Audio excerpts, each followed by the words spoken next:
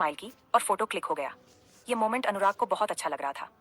इसी तरह के कई मोमेंट उस आदमी ने कैमरे में कैप्चर किए। अनुराग, कश्ती और एंजेल तीनों ही मुस्कुरा रहे थे। तभी एक मोमेंट ऐसा आया जिस पर अनुराग ने कश्ती के गाल पर अपने होंठ रख दिए और कश्ती की आंखें बिल्कुल बड़ी बड़ी हो गईं। तो वहीं दूसरी तरफ से एंजेल ने भी कश्ती के गालों पर अपने होंठ रख दिए और ये मोमेंट भी फोटोग्राफर ने कैप्चर कर लिया। कुछ पोज देने के बाद फोटोग्राफर ने अनुराग से कहा, आपकी फैमिली सच में बहुत क्यूट है और फोटोज भी बहुत अच्छे अच्छे आए हैं। बस 5 मिनट रुकिए, मैं आपको ये सारे फोटोज निकाल कर दे रहा हूँ। ये कहकर वह आदमी वहां से चला गया। कश्ती अनुराग की तरफ देखने लगी तो अनुराग ने उससे कहा, हम ये नहीं बता सकते ना कि हम हस्बैंड वाइफ नहीं है, इसलिए वो मोमेंट्स क्रिएट करना जरूरी था। कश्ती ने कुछ नहीं कहा। वह एंजेल के साथ खेलने लगी, लेकिन उसे भी ये फीलिंग आ रही थी कि अनुराग उसे लेकर थोड़ा सा पजेसिव हो रहा था और उसकी फीलिंग्स भी बाहर आ रही थीं। वह इन सब हरकतों के जरिए कश्ती को ये बता रहा था कि क्या वह उसकी लाइफ में आ सकती है, जो कुछ टाइम ये सारे ब्यूटीफुल मोमेंट्स उसके साथ स्पेंड कर सकती है। तो वो क्या ये सारे ब्यूटीफुल मोमेंट्स हमेशा क्यों नहीं चाह सकती। कश्ती के होठों पर ये सोचने पर स्माइल आ गई। तभी एंजेल अपनी जगह से खड़ी हुई और उसने कहा, आंटी, पापा, चलो हम लोग खेलते हैं। अब वह तीनों फुटबॉल खेल रहे थे। कश्ती फुटबॉल को एंजेल की तरफ पास करती और एंजेल अनुराग की तरफ। तीनों मिलकर खूब सारा मस्ती कर रहे थे। वह तीनों ऐसे लग रहे थे जैसे कि आज उन्होंने पूरी दुनिया को पीछे छोड़ दिया है। अगर कोई उनके सामने है तो बस वे तीनों, अनुराग, कश्ती और एंजेल।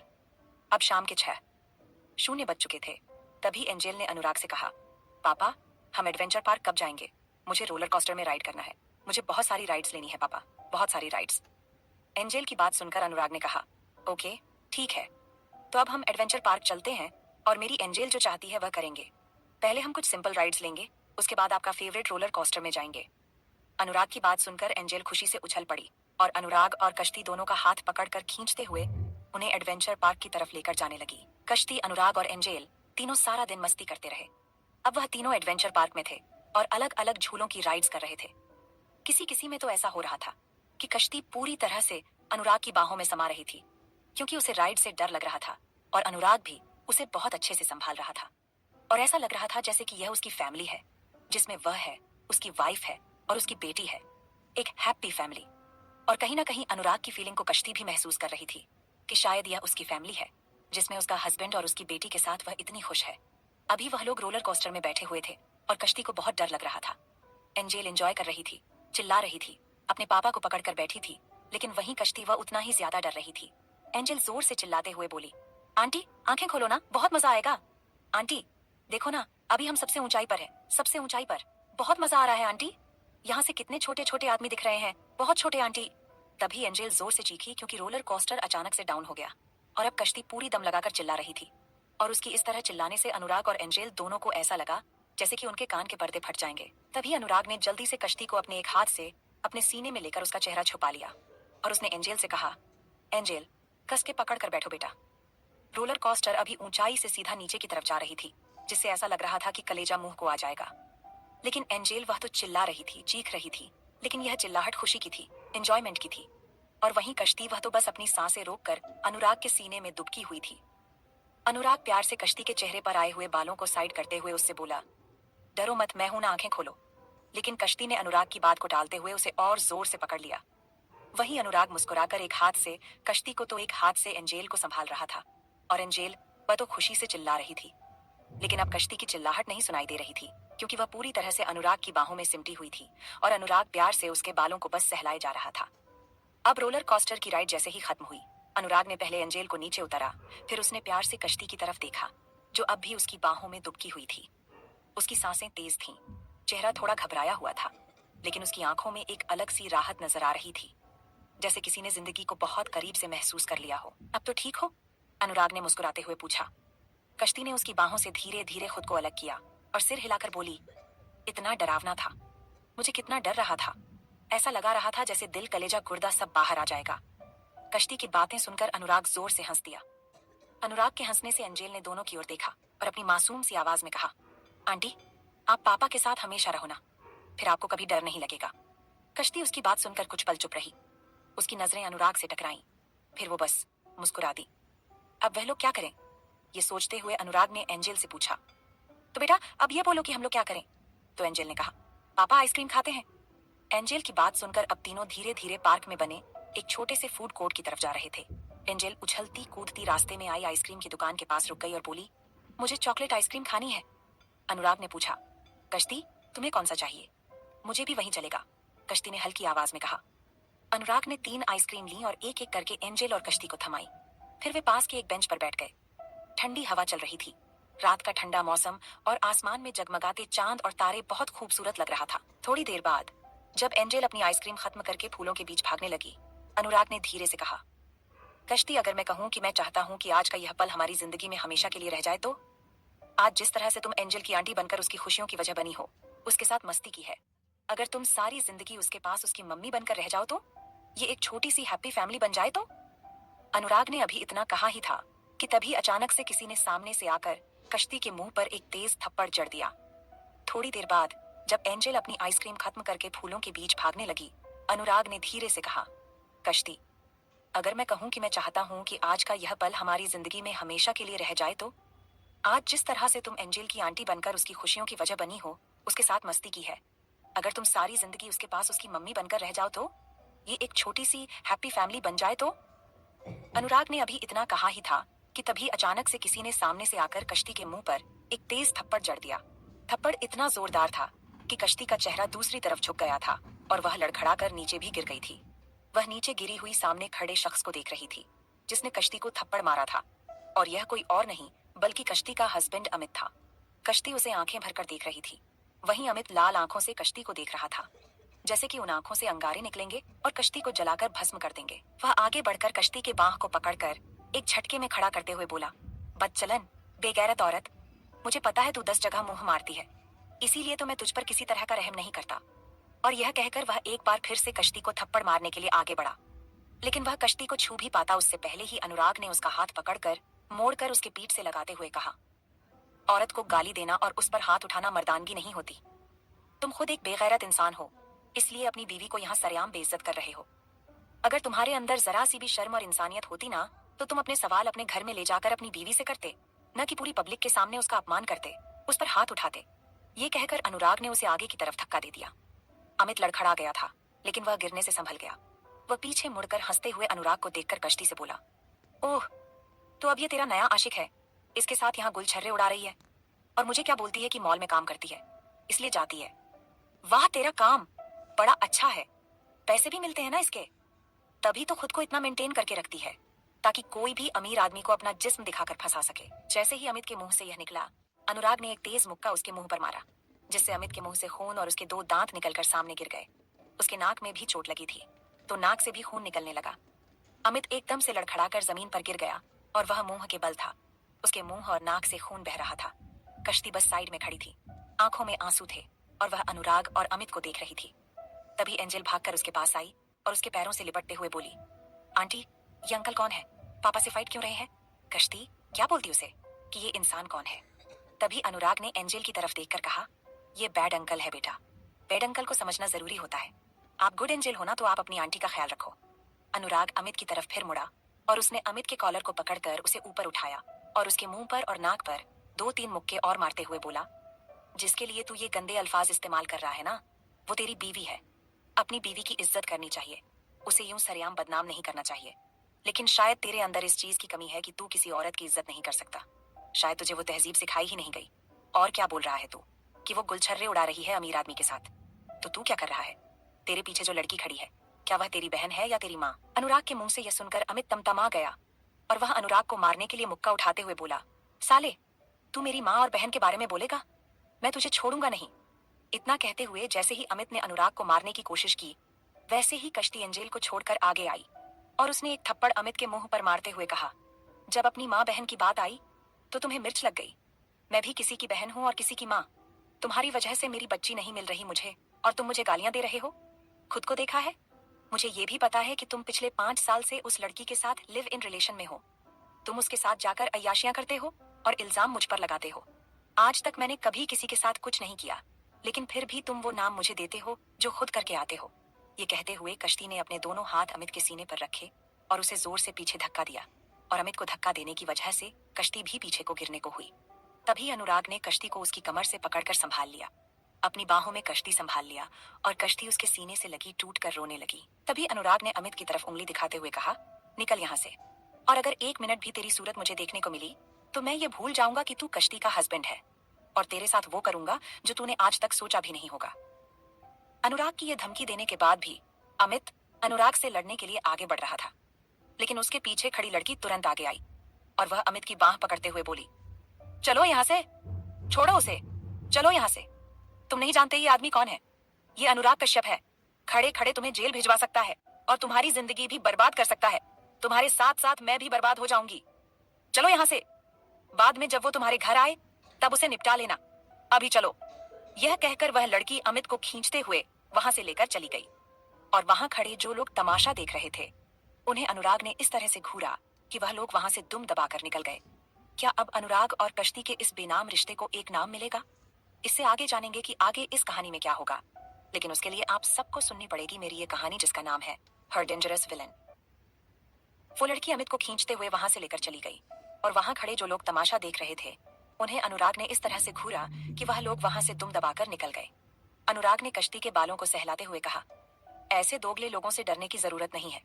जो किया तुमने वो ठीक किया और आज से तुम्हें उस घर में जाने की जरूरत नहीं है कश्ती। मेरे घर के दरवाजे हर वक्त तुम्हारे लिए खुले हैं।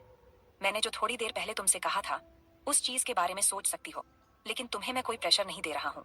तुम्हारी जो मर्जी होगी वो मुझे मंजूर होगा और तुम जब तक चाहो मेरे घर पर मेरी बेटी की आंटी बनकर रह सकती हो और मेरी एक अच्छी दोस्त। अब घर चलो। इस तमाशे के बाद यहाँ रुकने का मन नहीं कर रहा, चलो। अनुराग नीचे झुका। उसने एंजल को अपनी गोद में उठाया और कश्ती को खुद से दूर किए बिना वैसे ही लेकर पार्क के बाहर चला गया। एंजल अनुराग के कंधे पर अपना सिर रखी हुई थी और वह कश्ती को देख रही थी। वहीं कश्ती अनुराग के सीने से लगी चुपचाप धीमे कदमों से उसके साथ चल रही थी। जब अनुराग दोनों को कार के पास लेकर आया तो उसने पहले बैक सीट का डोर ओपन किया और एंजल को पीछे बैठाकर सीट बेल्ट लगाई और चाइल्ड लॉक भी ऑन कर दिया। फिर वह आगे आया। कश्ती चुपचाप खड़ी थी। अनुराग ने पैसेंजर सीट का डोर ओपन किया और कश्ती को बैठाया, फिर उसकी सीट बेल्ट लगाई और ड्राइवर सीट में आकर बैठ गया। उसने कार स्टार्ट करने से पहले कश्ती की तरफ देखा। कश्ती अब भी बिल्कुल शांत थी। वह कुछ भी नहीं बोल रही थी, सिर्फ उसकी आंखें खुली थीं, लेकिन उनमें खालीपन था। अनुराग ने कार स्टार्ट की और आगे बढ़ा दिया। उसने कश्ती का हाथ पकड़कर गियर पर रखा और धीरे से उसके हाथ के ऊपर अपना हाथ रखकर गियर चेंज करने लगा। कश्ती ने एक बार अनुराग की तरफ देखा और फिर से उसने सिर सीट से टिकाकर अपनी आंखें बंद कर ली।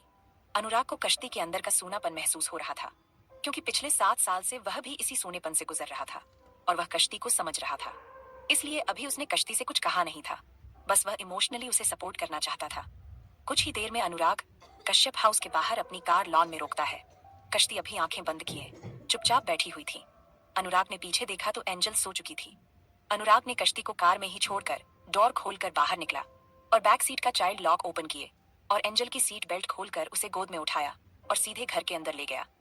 फिर उसे उसके कमरे में ले जाकर बेड पर लिटाया, उसके जूते खोले और ब्लैंकेट उड़ाकर ऐसी नॉर्मल मोड में स्टार्ट कर दिया। इसके बाद वह कमरे से बाहर आया और भागकर कार के पास गया। कश्ती अभी भी कार में आंखें बंद किए बैठी हुई थी। अनुराग ने जाकर डोर ओपन किया और धीरे से बोला, कश्ती हम आ गए हैं, बाहर आओ। उसकी आवाज सुनकर कश्ती ने अपनी आंखें खोली और देखा कि वे घर पहुंच चुके थे। कश्ती बाहर निकली और धीरे धीरे कदमों से जब घर के अंदर जाने लगी तो अनुराग ने उसका हाथ पकड़ा और उसे अपनी तरफ खींचकर अपने सीने से लगा लिया। अनुराग का यह करना था कि कश्ती टूटकर उसकी बाहों में रोने लगी। वह इस तरह से रो रही थी जैसे कि कोई मर गया हो। अनुराग उसे संभालने की पूरी कोशिश कर रहा था। तभी कश्ती ने कहा, अनुराग मैंने ऐसा कौन सा काम किया था जो मुझे ऐसा पति मिला? क्या मुझे खुश रहने का हक नहीं है? मैंने तो प्यार किया था उससे। उसने पहले मेरे बच्चे को छीना, मेरे बाप भाई को बर्बाद कर दिया और अब वह पूरी तरह से मुझे भी बर्बाद कर चुका है। लेकिन उसे अब भी सब्र नहीं है तो वह मुझे एक बाजारू औरत का नाम देता है। जैसे ही कश्ती ने यह कहा, अनुराग ने उसे और भी कसकर अपनी बाहों में भींचते हुए कहा, वह खुद एक बाजारू मर्द है, उसे औरत की इज्जत क्या मालूम होगी। मैं चाहूंगा कि तुम दोबारा कभी वहां न जाओ, उस आदमी की शक्ल भी न देखो। कश्ती मैं सारी जिंदगी तुम्हें संभाल सकता हूँ, प्लीज रह जाओ यहाँ, मेरी दूसरी बीवी बनकर नहीं, मेरी मोहब्बत बनकर, मेरी बेटी की माँ बनकर। अनुराग की ये बातें सुनकर भी कश्ती ने कुछ नहीं कहा, बस वह अनुराग के सीने से लगी हुई थी। जब अनुराग ने देखा कि कश्ती चुप नहीं हो रही है तो अनुराग ने उसे अपनी गोद में ब्राइडल स्टाइल में उठाया और उसे धीमे कदमों से अपने कमरे की तरफ लेकर जाने लगा जहां उसने एंजल को सुलाया था। कश्ती उसके सीने में अपना मुंह छुपाई हुई थी और उसके हाथ उसकी गले में डाले हुए थे। अनुराग ने ले जाकर कश्ती को भी एंजल के बगल में लिटाया और धीरे से उसके बालों को सहलाते हुए बोला, सो जाओ। वह वहां से बाथरूम की तरफ चला गया। उसने अपने कपड़े चेंज किए, वापस आया और देखा कि अभी कश्ती और एंजल दोनों एक दूसरे से लिपटी हुई सो रही हैं। कश्ती सो नहीं रही थी, जागी थी, लेकिन वह एंजल को अपनी बाहों में भरकर सुकून महसूस कर रही थी। उसे ऐसा लग रहा था जैसे कि उसकी खोई हुई बेटी उसके पास है। तभी अनुराग ने अपना लैपटॉप उठाया और वह जाकर सोफे पर बैठ गया और अपना काम करने लगा। अनुराग ने देखा कि कश्ती धीरे धीरे एंजल के पूरे चेहरे को किस कर रही है। अभी भी उसकी आंखों से आंसू गिर रहे थे। जब अनुराग से यह बर्दाश्त नहीं हुआ तो उसने लैपटॉप बंद किया। वह जाकर कश्ती के पीछे लेट गया और उसने कश्ती को अपनी तरफ घुमाकर उसे अपने सीने से लगा लिया और धीरे से उसके कान में बोला, मैं हूं यहाँ, रोना बंद करो, तुम्हारी आंखों में आंसू बर्दाश्त नहीं हो रहे हैं। कश्ती उसके सीने से लगी बेआवाज रो रही थी। कश्ती अनुराग के सीने से लगी थी। अनुराग एक हाथ से उसके बालों को सहला रहा था तो दूसरे हाथ से वह एंजल को थपकी दे रहा था ताकि एंजल ना उठ जाए। कुछ देर इसी तरह उसने महसूस किया कि कश्ती सिसकियों से रोते हुए उसकी बाहों में सो चुकी है। अनुराग ने उसके चेहरे को देखा जिस पर गाल पर बहते हुए आंसुओं के निशान बन गए थे। उसने धीरे से अपनी जुबान से कश्ती के गालों पर बने आंसुओं के निशान को लीक करते हुए कहा, चाहूंगा कि तुम मेरे साथ सारी जिंदगी रह जाओ। इस प्यार की कमी है मेरी जिंदगी में, वरना भगवान ने तो सब कुछ दिया है। मोहब्बत किया था लेकिन सच्ची नहीं हुई। चाहता हूं तुम रह जाओ मेरे पास। यह कहकर उसने कश्ती को और कसकर अपनी बाहों में समेट लिया और अपनी आंखें बंद कर लीं। सुबह खिड़की से छनकर आती सूरज की किरणें अनुराग को आंखें खोलने पर मजबूर कर रही थीं। अनुराग ने जब आंखें खोलीं तो उसने देखा कि अभी भी कश्ती उसके सीने से लगी हुई है। उसका वह खूबसूरत चेहरा अनुराग के दिन को खूबसूरत बनाने के लिए काफी था। अनुराग के होठों पर मुस्कुराहट आ गई। वह उठकर बेड से नीचे उतरा।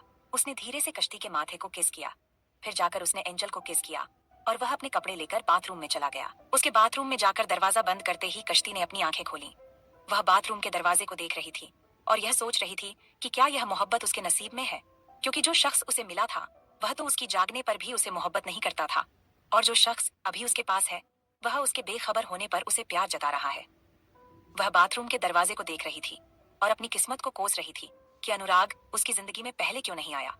तभी बाथरूम का दरवाजा खुला और अनुराग बाहर आया। उसने अभी एक ब्लैक कलर का 3 पीस सूट पहना था। वह ऑफिस जाने के लिए बिल्कुल तैयार था। वह एंजल के पास आया और उसे उठाते हुए बोला, एंजल बेटा उठो, भूख नहीं लगी है क्या? लेकिन एंजल कश्ती से लिपटते हुए बोली, पापा मुझे अभी नहीं उठना, सोने दो ना। अनुराग ने कश्ती को देखा तो उसने अपनी आंखें बंद कर रखी थीं। वह चुपचाप बाहर चला गया। वह डाइनिंग हॉल में बैठा अपना कॉफी पी रहा था और उसके फोन पर आए हुए मेल्स को चेक कर रहा था। तभी दरवाजे की घंटी बजी। एक मेड ने जाकर दरवाजा खोला तो सामने एक डिलीवरी बॉय खड़ा था। उसके हाथ में कुछ पेपर बैग्स थे। उसने मेड के हाथ में दिया और वह चला गया। मेड उसे लेकर अंदर आई और उसने अनुराग से कहा, सर ये डिलीवरी बॉय देकर गया है। अनुराग ने कहा, उसे टेबल पर रख दो। अनुराग ने कॉफी पीकर कप टेबल पर रखा और वह पेपर बैग लेकर एंजल के कमरे में चला गया। उसने वह पेपर बैग टेबल पर रखा और एक नोट लिखकर सामने टेबल पर पेपर बैग के पास रख दिया और वहां से चला गया। उसके जाने के बाद कश्ती उठी। उसने प्यार से एंजल के माथे को किस किया और उठकर टेबल के पास आई पेपर बैग के पास पड़े नोट को उठाया। उसने देखा, उसमें लिखा था, इसमें साड़ी है, अगर तुम्हारा जवाब हाँ है तो इसे पहन लेना। जब मैं ऑफिस से आऊंगा और तुम यह साड़ी पहने रहोगी तो मुझे मेरा जवाब मिल जाएगा, और अगर तुमने यह साड़ी नहीं पहनी तो भी मुझे मेरा जवाब मिल जाएगा। बाकी तुम्हारी मर्जी है कि तुम मेरी जिंदगी में आना चाहती हो या नहीं। नीचे लिखा था, अनुराग, फ्लैशबैक एंड। और अभी कश्ती अनुराग की गोद में बैठी थी और एंजल उसकी गोद में। कश्ती ने अपना सर उसके कंधे पर रखा हुआ था और अनुराग ने प्यार से उसके माथे पर किस किया और धीरे से उसके होठों पर अपने होंठ रखकर चूमने लगा। एंजल जो आगे देख रही थी, उसे नहीं पता था कि उसके पापा और उसकी होने वाली मम्मी अभी क्या कर रहे हैं, लेकिन अनुराग तुरंत ही कश्ती के होठों से अपने होंठ हटा चुका था, क्योंकि उसे पता था कि एंजल कभी भी उन दोनों को देख सकती थी। कश्ती का चेहरा पूरा शर्म से लाल हो चुका था। वह अनुराग को वैसे ही देख रही थी तो अनुराग ने धीरे से उसके गले में अपने होंठ रखते हुए कहा, नई जिंदगी मुबारक हो मिसेस कश्ती, अनुराग कश्यप। उसकी बातें सुनकर कश्ती मुस्कुरा दी। तभी एंजल से अनुराग ने कहा, एंजल बेबी, मम्मा पापा के साथ बाहर घूमने जाओगी? हम रात को डिनर बाहर करेंगे। जैसे ही अनुराग ने कश्ती के लिए मम्मा कहा, एंजल उसे देखने लगी और फिर उसने कश्ती से पूछा, आप मेरी मम्मा बनोगी आंटी? सच में आप मेरी मम्मा बनोगी? कश्ती ने मुस्कुराते हुए हाँ में सर हिला दी तो एंजल कूदते हुए अनुराग और कश्ती के गले लग गई। उसे कश्ती को अपनी मम्मा बनाकर बहुत खुशी हो रही थी और वहीं अनुराग को ऐसा लग रहा था जैसे कि उसे एक नई जिंदगी मिली हो, क्योंकि इन 7 सालों में उसने अधूरापन बहुत महसूस किया था। कहते हैं, एक मर्द और एक औरत की जिंदगी तब तक अधूरी होती है जब तक उनकी जिंदगी में उनका हमसफर नहीं आ जाता। और अनुराग की जिंदगी तो ऐसी थी कि उसने जिससे मोहब्बत की थी उसने तो उसकी कदर ही नहीं की, और अब जाकर उसे कश्ती का प्यार मिलने वाला था। उसे वह हमसफर मिलने वाला था जो उसकी जिंदगी को खुशियों से भर देगा। और यही चीज अनुराग को मुस्कुराने पर मजबूर कर रही थी। तभी वहां अनुराग का असिस्टेंट अखिलेश आ गया। उसने डोर पर नॉक किया तो अनुराग ने कश्ती और एंजल को साइड सोफे पर बैठाया और उसने कहा, कमिंग। अखिलेश अंदर आया और उसने कहा, सर, फाइल रेडी है और अगले 1 घंटे में आपकी मीटिंग है। हमें बाहर जाना है मीटिंग के लिए। अनुराग ने कश्ती और एंजल की तरफ देखकर कहा, ठीक है, तुम प्रिपरेशन कर लो, हम थोड़ी देर में निकलेंगे। अनुराग के कहने पर अखिलेश वहां से चला गया। अनुराग उसके जाते ही वापस से एंजल और कश्ती के पास आया और उसने एंजल से पूछा, एंजल, आप चलोगी पापा के साथ? हम एक मीटिंग के लिए मॉल में जा रहे हैं। आप और मम्मा वहां शॉपिंग कर लेना, जब तक पापा मीटिंग हैंडल कर लेंगे। और उसके बाद हम वहां ढेर सारी मस्ती करेंगे, फिर ढेर सारी एंजल के लिए शॉपिंग करके डिनर करेंगे और एंजल की फेवरेट आइसक्रीम की खाएंगे और घर जाएंगे। एंजल फिर से ताली बजाते हुए, कूदते हुए अनुराग के गले लगते हुए बोली, यस पापा, हम ढेर सारी शॉपिंग करेंगे, ढेर सारी मस्ती करेंगे और आइसक्रीम भी खाएंगे। एंजल को इतना खुश देखकर अनुराग तो मुस्कुरा रहा था, लेकिन कश्ती के होठों पर मुस्कुराहट थी। अनुराग और एंजल दोनों की वजह से उसने धीरे से अनुराग के हाथ को पकड़ते हुए कहा, थैंक यू यह नई जिंदगी देने के लिए। इन खुशियों की बहुत जरूरत थी मुझे। तभी अनुराग ने उससे कहा, हमारी खुशियां हमारी बेटी में होंगी और तुम फिक्र मत करो, हम अपनी दूसरी बेटी को जल्दी ढूंढ लेंगे। अनुराग के ये कहने पर कश्ती की आंखें नम हो गईं, क्योंकि अनुराग भूला नहीं रहा था कि कश्ती की एक बेटी है जो उससे दूर हो चुकी है और अब अनुराग उसे ढूंढने वाला है। वहीं दूसरी तरफ नमन और समीरा की फ्लाइट मॉर्निंग में जाकर लंदन में लैंड हुई थी और वे दोनों एयरपोर्ट से बाहर निकले। उन्हें लेने के लिए कार आ गई थी। अब वे इंग्लैंड बाय रोड जाने वाले थे। नमन ने समीरा को संभाल कर एकदम छोटे बच्चे की तरह केयर करते हुए उसे पीछे की सीट पर बैठाया और चाइल्ड लॉक लगा दिया। उसकी सीट बेल्ट लगाई और उसके साथ पीछे बैठ गया। समीरा बस उसकी हरकतें देख रही थी। उसे बहुत प्यारा लग रहा था। उसने पानी की बोतल निकालकर समीरा को देते हुए कहा, तुम्हें प्यास लगी है या भूख लगी है? अगर भूख लगी है तो बोलो, हम कहीं रुककर नाश्ता कर सकते हैं। तुमने फ्लाइट में भी कुछ खाया नहीं था, बोलो। समीरा उसकी तरफ देखने लगी। नमन की केयर करना उसे बहुत अच्छा लग रहा था। उसे एहसास हुआ कि जिस बॉयफ्रेंड के साथ वह रहना चाहती थी, शादी करना चाहती थी, उसने तो उसे छोड़कर किसी और को चुन लिया। लेकिन अब कोई और उसकी इतनी अच्छे से ख्याल रख रहा है। समीरा ने नमन को देखते हुए कहा, नहीं सर, मैं ठीक हूँ। हम कहाँ जाएंगे, होटल या फार्म हाउस? तभी नमन ने कहा, चल रहे हैं, तुम खुद देख लेना, तुम्हें बहुत पसंद आएगी वह जगह। अनामिका की जिंदगी से जुड़ी हुई अब कौन से राज खुलने वाले हैं जो बिखेर सकते हैं अभिमन्यु और अनामिका की हंसती खेलती दुनिया। इससे आगे जानेंगे कि आगे इस कहानी में क्या होगा, लेकिन उसके लिए आप सबको सुननी पड़ेगी मेरी ये कहानी, जिसका नाम है हर डेंजरस विलन। नमन ने कहा, चल रहे हैं, तुम खुद देख लेना, तुम्हें बहुत पसंद आएगी वह जगह। समीरा ने हाँ में जवाब दिया और चुपचाप बाहर खाली सड़कों को देखने लगी, जो पूरी तरह से साफ सुथरी थी और आसपास बड़े बड़े बिल्डिंग बने हुए थे। समीरा के दिमाग में बार बार यही सोच चल रही थी कि अचानक उसे इस तरह इंग्लैंड क्यों बुलाया गया और अनामिका कहाँ है, कैसी है, क्योंकि उसकी अनामिका से कोई भी बात नहीं हुई थी। करीब 1 घंटे बाद नमन और समीरा दोनों ही बीच पर पहुंचे। नमन कार से नीचे उतरा और वह दूसरी साइड जाकर समीरा के लिए डोर ओपन करते हुए उसके आगे हाथ बढ़ाकर बोला, चलो बाहर आओ।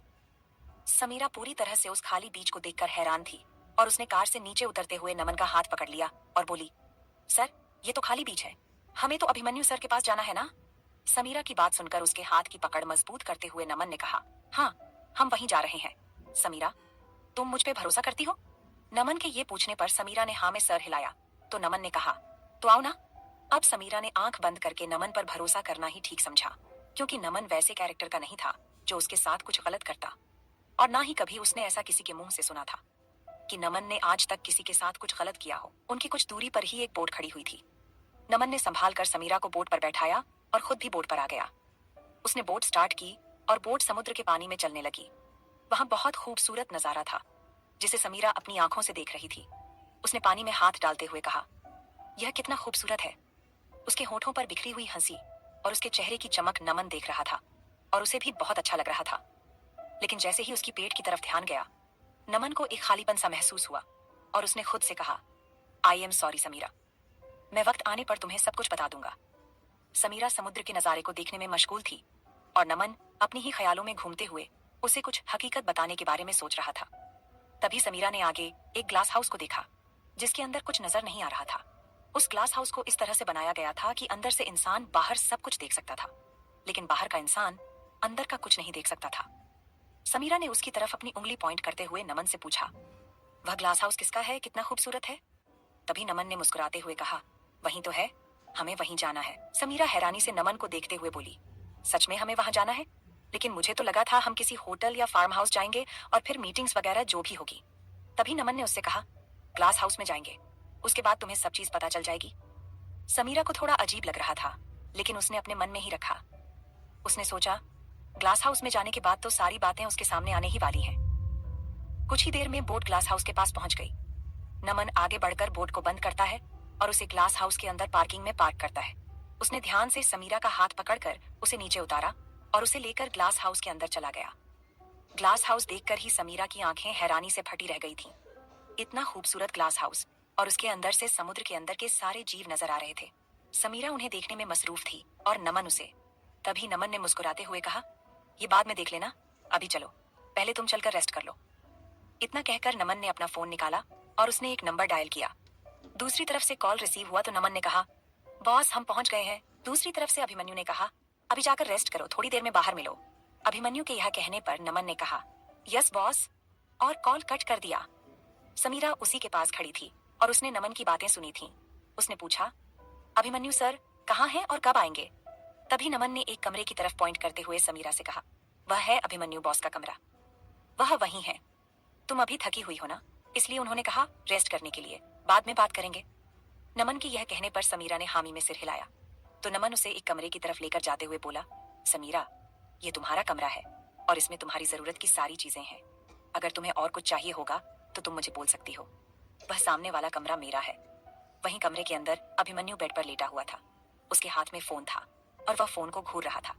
उसने फोन को साइड टेबल पर रखा और अपनी बाहों में सो रही अनामिका को देखा। अभी अनामिका बहुत खूबसूरत लग रही थी। उसका चेहरा ऐसा लग रहा था जैसे कोई खिला हुआ गुलाब हो जो अपनी महक बिखेर रहा हो। अभिमन्यु ने झुककर अनामिका के माथे को चूमते हुए कहा, आगे की कहानी समीरा की जुबानी में जानूंगा। अब जो इन सब में इन्वॉल्व हैं, उन्हें मैं छोड़ूंगा नहीं। अभिमन्यु ने अनामिका को कसकर अपनी बाहों में भर लिया। वह नहीं चाहता था कि अनामिका किसी भी वजह से उससे दूर हो जाए। तभी एक बार फिर से उसका फोन रिंग करने लगा। उसने स्क्रीन देखा तो रागिनी जी का फोन था। अभिमन्यु मुस्कुराया और उसने फोन रिसीव किया और कहा, हेलो मॉम, कैसे हो आप? रागिनी जी ने गुस्से से कहा, कैसी हूं मैं? अब ख्याल आ रहा है, मेरी बेटी को तो मुझसे दूर ले गए हो और अब वह भी मुझे भूल गई है। तुम तो वैसे भी महीनों बाहर रहते थे, मेरी बेटी भी मुझसे दूर चली गई है। अभिमन्यु रागिनी जी की शिकायत सुनकर बोला, मॉम, अगर आपको याद ना हो तो मैं आपको बताना चाहूंगा कि आपने खुद अपनी बेटी को मेरे साथ भेजा है। मैं तो नहीं चाहता था ना कि आपकी बेटी मेरे साथ आए, क्योंकि मैं काम की वजह से आया था। तभी रागिनी जी ने कहा, चुप करो, तुम तो वैसे भी उससे पीछा छुड़ाना चाहते थे। अभिमन्यु ने धीरे से अनामिका के बालों में हाथ फिराते हुए कहा, मॉम, थैंक्स टू यू कि आपने उसे मेरे साथ यहाँ भेजा। जैसे ही रागिनी जी ने यह बात सुनी, उन्होंने एक्साइटेड होकर पूछा, क्या हुआ है? तुम इस तरह से बात कर रहे हो, कुछ हुआ है? तभी अभिमन्यु ने कहा, मॉम, ये पागल लड़की अब मेरी जिंदगी बन गई है। पहले मेरी पूरी दुनिया आप थीं, लेकिन अब मेरी उस दुनिया में अनु भी शामिल हो गई है। और आई एम सॉर, आप जल्दी ही दादी भी बनने वाली हैं। रागिनी जी ये सुनकर एकदम बच्चों की तरह खुश होते हुए बोली, क्या सच में? मतलब क्या मैं तुम दोनों को अभी डिस्टर्ब कर रही हूँ फोन करके? नहीं नहीं मॉम, अभी अभिमन्यु ने इतना कहा ही था कि रागिनी जी ने उसे डांटते हुए कहा, फोन रखो और अनामिका को घुमाओ फिराओ, उसे खुश रखने की कोशिश करो।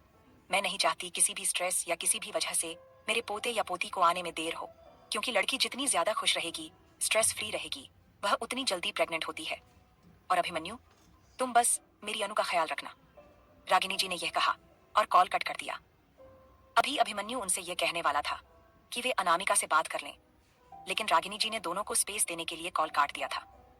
अभिमन्यु ने हंसते हुए फोन को साइड में रखा और अनामिका के गाल को चूमते हुए बोला, मेरी मॉम तो मुझसे ज्यादा तुमसे प्यार करने लगी है और अब लगता है हम दोनों से ज्यादा वह अपने आने वाले पोते या पोती से करेंगी। अनामिका पिछले दिन बहुत रोई थी, जिसकी वजह से वह अभी बहुत गहरी नींद में सो रही थी।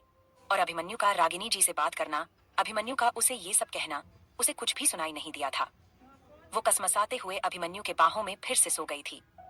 अनामिका के वापस से सोने के बाद अभिमन्यु अपनी जगह से उठा और उसने अनामिका के माथे को किस की और वह बाथरूम की तरफ चला गया। वह कुछ देर में फ्रेश होकर बाहर आया और उसने अनामिका की तरफ देखा। अनामिका अभी भी गहरी नींद में सुकून से सो रही थी। उसके होठों पर एक छोटी सी मुस्कुराहट थी और चेहरे पर सुकून नजर आ रहा था। अभिमन्यु कमरे से बाहर चला गया। उसने किचन में जाकर 2 कप कॉफी बनाई और उसने जाकर नमन के कमरे के डोर पर नॉक किया। नमन, जो अभी बालकनी के पास खड़ा समुद्र के नजारे को देख रहा था, वह दरवाजे के पास आया। उसने खोला। नमन ने अभिमन्यु को देखा तो उसे ग्रीट करते हुए कहा, गुड मॉर्निंग। अभिमन्यु ने कहा, अभी मॉर्निंग नहीं है, लेकिन नमन ने मुस्कुराते हुए कहा, शादी के बाद जब सोकर उठो तभी गुड मॉर्निंग होती है। अभिमन्यु मुस्कुराया और उसके आगे कॉफी का मग बढ़ाते हुए कहा, मुझे तो लग रहा है जल्दी तू भी शादी करने वाला है। अभिमन्यु की इस बात पर नमन मुस्कुरा उठा और उसने कहा, होप सो, देखते हैं, लेकर तो आ गया हूँ। नमन की इस बात पर दोनों ही मुस्कुरा दिए। तभी अभिमन्यु कमरे के अंदर आया और जाकर बालकनी में खड़ा हो गया। उसने कॉफी का एसआईपी लेते हुए नमन से पूछा, तूने कुछ बताया क्या समीरा को? नमन ने भी कॉफी का एसआईपी लेते हुए कहा, मैं क्यों बताऊं, तुझे पूछना है, तू पूछ। अभिमन्यु ने हाँ में सिर हिलाया। तभी नमन ने उससे पूछा, लेकिन हुआ क्या है? इस तरह अर्जेंटली तूने मुझे समीरा को लेकर यहाँ आने के लिए कहा, कोई प्रॉब्लम हुई है क्या? अभिमन्यु नमन से वैसे कुछ छुपाना तो नहीं चाहता था, लेकिन फिर भी उसने कहा, समीरा से जब सवाल करूंगा तो तू रहेगा ही, और सुन लेना और समझ लेना। नमन अब चुपचाप कॉफी का एसआईप लेने लगा था। तभी अभिमन्यु ने उससे फिर से सवाल किया, इंडिया में सब कैसा है? और अब तू यहाँ है तो मॉम की हेल्प कौन करेगा? तभी नमन ने कहा, अनुराग है ना, वह देख लेगा। आंटी उसे कॉल कर देगी या फिर अनुराग को बोल देंगे, वह जाकर देख लेगा। अभिमन्यु ने उसकी बात पर हाँ में सिर हिला दिया। वे दोनों अब बिजनेस रिलेटेड बातें करने लगे। दोनों को करीब 1 घंटा बातें करते हुए बीत चुका था और दोनों अभी भी बालकनी में ही रेलिंग पर हाथ टिकाकर खड़े हुए थे। तभी अभिमन्यु ने नमन से कहा, बाहर लॉन में समीरा को लेकर आ, उससे बात करते हैं। इतना कहकर अभिमन्यु वहां से निकल गया और नमन उसे जाते हुए देख रहा था, क्योंकि अब अभिमन्यु ने समीरा को लाने के लिए कहा था। अब यहाँ से काम नमन का शुरू होता था। नमन समीरा के कमरे के बाहर गया। उसने डोर पर नॉक किया, लेकिन समीरा ने दरवाजा नहीं खोला। 2-3 बार नॉक करने के बाद भी जब समीरा ने दरवाजा नहीं खोला तो नमन ने दरवाजे पर हाथ मारा, लेकिन दरवाजा खुल गया, क्योंकि समीरा ने दरवाजा लगाया ही नहीं था। नमन अंदर गया तो उसने देखा समीरा बेड पर पसरी सो रही है। उसके बाल खुले हुए हैं। उसने अभी एक कुर्ता टाइप पहना हुआ था जो उसके घुटने तक आ रहा था और उसके घुटने पूरे साफ दिख रहे थे। नमन बेख्याली से उसे देख रहा था, अब वह कैसे उठाए उसे जाकर। तभी नमन कमरे से बाहर निकल गया। अभिमन्यु ने जब उसे अकेले आते हुए देखा तो उससे पूछा, समीरा कहाँ है? नमन उसके पास जाकर आर्म चेयर पर बैठ गया और बोला, वह सो रही है, कैसे उठाऊं जाकर उसे? अभिमन्यु ने अपना सिर पीटते हुए कहा, फोन नाम की चीज है दुनिया में, जिससे तू कॉल करेगा तो वहां कमरे में उसकी फोन रिंग बजने से वो उठ जाएगी, कॉल कर। अभिमन्यु की इस तरह कहने से नमन का मुंह बन गया और उसने अपना फोन निकाला और समीरा को कॉल किया। एक बार पूरा रिंग होकर कॉल कट चुका था, लेकिन समीरा ने कॉल नहीं उठाई। दूसरी बार कॉल रिंग जा रही थी, लेकिन समीरा ने अभी भी कॉल रिसीव नहीं किया था। तो नमन ने अभिमन्यु की तरफ देखा और अभिमन्यु उसे घूर कर देख रहा था। तभी नमन को अलसाई हुई आवाज सुनाई दी जो उसके फोन से आ रही थी। समीरा ने कहा, हेलो। तभी नमन ने कहा, समीरा गेट अप, जल्दी बाहर आओ, कुछ बात करनी है। इतना कहकर उसने कॉल कट कर दिया और समीरा जो अपने बेड पर उठकर बैठी हुई थी वह अपने फोन को घूरने लगी कि दूसरे कमरे में रहकर नमन ने उसे कॉल क्यों किया। वहीं दूसरी तरफ इंडिया में इस वक्त एंजेल, कश्ती और अनुराग तीनों ही मॉल में थे। अनुराग अपनी मीटिंग्स के लिए गया हुआ था और कश्ती और एंजेल दोनों गेम पार्लर में थे। दोनों ही खूब सारा मस्ती कर रही थीं और एंजेल को जो भी खाने का मन करता वह कश्ती उसके लिए लेकर आती।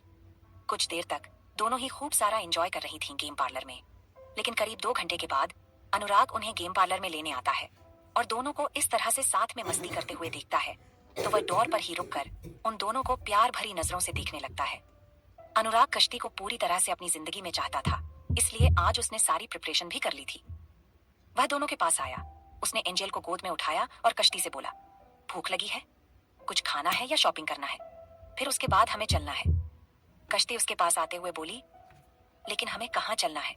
तभी अनुराग ने उससे कहा, वह क्या है ना कश्ती मैडम, मैं आपको एंजेल की ऑफिशियल मम्मी बनाना चाहता हूँ, इसलिए हमें कोर्ट जाना है। कश्ती उसकी बात सुनकर आंखें फाड़ कर देख रही थी। तभी अनुराग ने कश्ती के जबड़े को धीरे से पकड़कर इधर उधर घुमाते हुए कहा, यह जो बड़ी बड़ी बटेर जैसी आंखें करके मुझे देख रही हो ना, ये थोड़ी छोटी कर लो क्योंकि तुम मेरी बीवी बनोगी। मैं ऐसे ही तुम्हें नहीं छोड़ने वाला। कश्ती अनुराग को देख रही थी और तभी वह सीधे अनुराग के गले आ लगी और बोली, लेकिन अनुराग, अभी मेरा डाइवोर्स नहीं हुआ है, मेरा हस्बैंड मुझे डाइवोर्स नहीं देगा। मैं आपके पास हूँ, लेकिन अगर हमें शादी करना है तो डाइवोर्स लेना पड़ेगा मुझे मेरे हस्बैंड से। इससे आगे जानेंगे कि आगे इस कहानी में क्या होगा, लेकिन उसके लिए आप सबको सुननी पड़ेगी मेरी ये कहानी जिसका नाम है हर डेंजरस विलेन। कश्ती अनुराग को देख रही थी और तभी वह सीधे अनुराग के गले आ लगी और बोली, लेकिन अनुराग, अभी मेरा डाइवोर्स नहीं हुआ है, मेरा हस्बैंड मुझे डाइवोर्स नहीं देगा। मैं आपके पास हूँ, लेकिन अगर हमें शादी करना है तो डाइवोर्स लेना पड़ेगा मुझे मेरे हस्बैंड से। अनुराग मुस्कुराया और बोला, तुम्हें क्या लगता है मैंने उसे ऐसे ही छोड़ दिया? बिल्कुल नहीं, उसने डाइवोर्स पेपर पर साइन कर दिया है, अब उसका तुम पर कोई हक नहीं है। तुम पेपर पर साइन करो और चलो आज ही हम कोर्ट मैरिज करेंगे। वैसे तो मैं मेरे फ्रेंड्स के आने के बाद तुमसे शादी करना चाहता था, और वह भी पूरे रीति रिवाज धूमधाम से। लेकिन मैं किसी भी तरह का रिस्क नहीं लेना चाहता, इसलिए मैं पहले ही कोर्ट मैरिज करूंगा। उसके बाद जब वह यहाँ आएंगे तो हम पार्टी कर सकते हैं। अनुराग कश्ती और एंजेल को लेकर ब्राइडल शोरूम में चला गया। वहां उसने कश्ती की पसंद का एक हेवी ब्राइडल लहंगा उसे ट्रायल करने के लिए दिया। यह वही मॉल था जहां कश्ती सेल्स गर्ल का जॉब कर रही थी, और अभी सभी सेल्स गर्ल एंड मैनेजर्स जो उसके साथ काम करते थे वे कश्ती को देख रहे थे। कश्ती कुछ ही देर में लहंगा ट्राई करके बाहर आती है, जिसे देखकर एंजेल और अनुराग की आंखें चमक उठती हैं, क्योंकि सिर्फ उस लहंगे को पहनने भर से कश्ती बहुत खूबसूरत लग रही थी। कश्ती को लहंगे में देखकर अनुराग की आंखें चमक उठी थीं, और वहीं एंजेल उछलते हुए कह रही थी, पापा देखो, मामा कितनी खूबसूरत लग रही है। ब्यूटीफुल, मेरी मामा प्रिटी और ब्यूटीफुल है। अनुराग उसकी बातें सुनकर मुस्कुराया और बोला, हाँ बेटा, आपकी मामा बहुत ब्यूटीफुल है। अनुराग एंजेल का हाथ पकड़ के कश्ती के पास गया और उससे बोला, तुम बहुत खूबसूरत लग रही हो। कश्ती की शर्म से नजरें नहीं उठ रही थीं। तभी अनुराग ने धीरे से उसके कान में झुककर कहा, यह शर्म अगर तुम सुहाग रात में दिखाओ तो ज्यादा बेहतर रहेगा। उसकी इस तरह छेड़खानी भरी बातें सुनकर कश्ती उसे देखने लगी। तभी अनुराग ने उसका हाथ पकड़ा और वह बिलिंग काउंटर की तरफ गया। उसने लहंगे का बिल पे किया और कश्ती को लेकर बाहर निकला। उसने कश्ती को शादी में पहनने की सारी चीज दिलवाई, और उसने एक डायमंड रिंग भी खरीदी और मंगलसूत्र भी, जो एक यूनिक डिजाइन में था, जो बहुत हैवी था, लेकिन वह दो पार्ट में अलग होने वाला था। नॉर्मल डेज के लिए कश्ती सिंपल सिर्फ एक लॉकेट के टाइप का मंगलसूत्र पहन सकती थी, और अगर उन्हें ओकेशनल कहीं बाहर जाना हो या फैमिली फंक्शन, तो वह हैवी मंगलसूत्र को उस लॉकेट के साथ अटैच कर सकती थी। अब अनुराग कश्ती को लेकर कोर्ट जाने के लिए निकल चुका था। अनुराग कश्ती और एंजेल को लेकर कोर्ट मैरिज करने के लिए फैमिली कोर्ट पहुंचा। वहां पहले से ही अनुराग का असिस्टेंट निखिल उसके लिए विटनेस के तौर पर अपनी वाइफ सौम्या लेकर आया था। अनुराग के असिस्टेंट और उसकी वाइफ दोनों ही मौजूद थे, जो अनुराग और कश्ती की तरफ से विटनेस साइन करने वाले थे। वहां जाकर कश्ती ने पहले अमित के साथ डाइवोर्स पेपर पर साइन किया और उसे अनुराग के असिस्टेंट को दे दिया, और उसके बाद उसने अनुराग के साथ कोर्ट मैरिज के पेपर पर साइन किया। विटनेस के तौर पर असिस्टेंट और उसकी वाइफ ने साइन किया, और फिर रजिस्टर ने दोनों को माला मंगल सूत्र पहनाने के लिए और मांग में सिंदूर भरने के लिए कहा। अनुराग ने पहले तो कश्ती के गले में माला डाला, फिर अनुराग ने कश्ती के गले में माला डाला, फिर उसकी मांग में सिंदूर भरा और उसके गले में मंगल सूत्र पहनाया। ये करते ही उनकी शादी कानून और रीति रिवाज के अकॉर्डिंग हो चुकी थी। अब दोनों कानूनी एक दूसरे की पति पत्नी थे, और दोनों पर किसी भी तीसरे इंसान का कोई हक नहीं था, बस उन दोनों का एक दूसरे पर हक था। अनुराग ने कश्ती को वहीं पर उसके माथे पर किस की और उसने अपने सीने से लगाया, और वहीं एंजेल खड़ी थी, तो कश्ती ने एंजेल को अपने पास बुलाया और उसे अपने गोद में उठाते हुए कहा, हमारी कहानी एंजेल की बिना अधूरी है मिस्टर कश्यप। कश्ती की बात सुनकर अनुराग ने मुस्कुराकर हाँ में सर हिलाया, और वह 5 लोग, कश्ती, अनुराग, एंजेल, असिस्टेंट और उसकी वाइफ सौम्या, वह सभी मिलकर डिनर करने के लिए बाहर चले गए। वह सभी अभी होटल में डिनर करने वाले थे और उसके बाद घर जाने वाले थे। अनुराग आज इस बात से सेटिस्फाइड था कि उसने कश्ती को उस जानवर के हाथों से निकाल लिया है। तभी कश्ती ने अनुराग से पूछा, वैसे मिस्टर कश्यप, एक बात पूछूं, आपने ऐसा क्या किया कि अमित ने डाइवोर्स पेपर पर साइन कर दिया? जैसे ही कश्ती ने यह सवाल किया, अनुराग और असिस्टेंट दोनों एक दूसरे की तरफ देखने लगे। तभी असिस्टेंट ने अपने मन में सोचा, लगता है मैडम इन्हें सीधा साधा इंसान समझ रही है।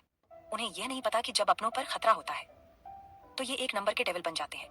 राक्षसों के देवता जो नर्क से आए, राक्षस से भी ज्यादा खतरनाक होते हैं। फ्लैशबैक। अनुराग जो सुबह ऑफिस जाने के लिए निकला था, तो वह ऑफिस नहीं जाता है, वह सीधा जाता है कश्ती के पुराने घर, यानी कि अमित का घर, और उसके साथ था उसका असिस्टेंट। अनुराग ने पहले ही अमित के बारे में सारी इन्फॉर्मेशन निकलवा दी थी। कश्ती और अमित की शादी को 8 साल हो चुके थे। उसने 1 साल बाद ही एक बच्ची को जन्म दिया था, लेकिन उसे हॉस्पिटल से ही गायब करवा दिया गया था, और इस बात की खबर सिर्फ कश्ती के हस्बैंड को थी। और कश्ती के हस्बैंड का लव अफेयर पिछले 6 साल से चल रहा था। वह अपना सारा गुस्सा कश्ती पर निकलता था, लेकिन अपनी लवर के साथ बहुत पोलाइट रहता था। अनुराग ने खुद डोरबेल बजाए तो कुछ देर में अमित ने दरवाजा खोला, और सामने अनुराग को खड़े देखकर वह हड़बड़ा गया। उसने दरवाजा बंद करना चाहा, लेकिन तब तक अनुराग ने एक लात मार के उसे पीछे धकेल दिया।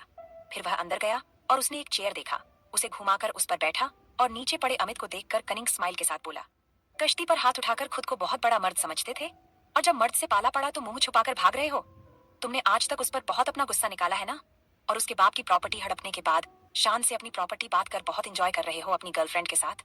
ये कहते हुए अनुराग चेयर से उठा और उसने एक लात कस के फिर से मारा अमित के मुंह पर, जिससे अमित इस बार मुंह के बल जमीन में गिरा।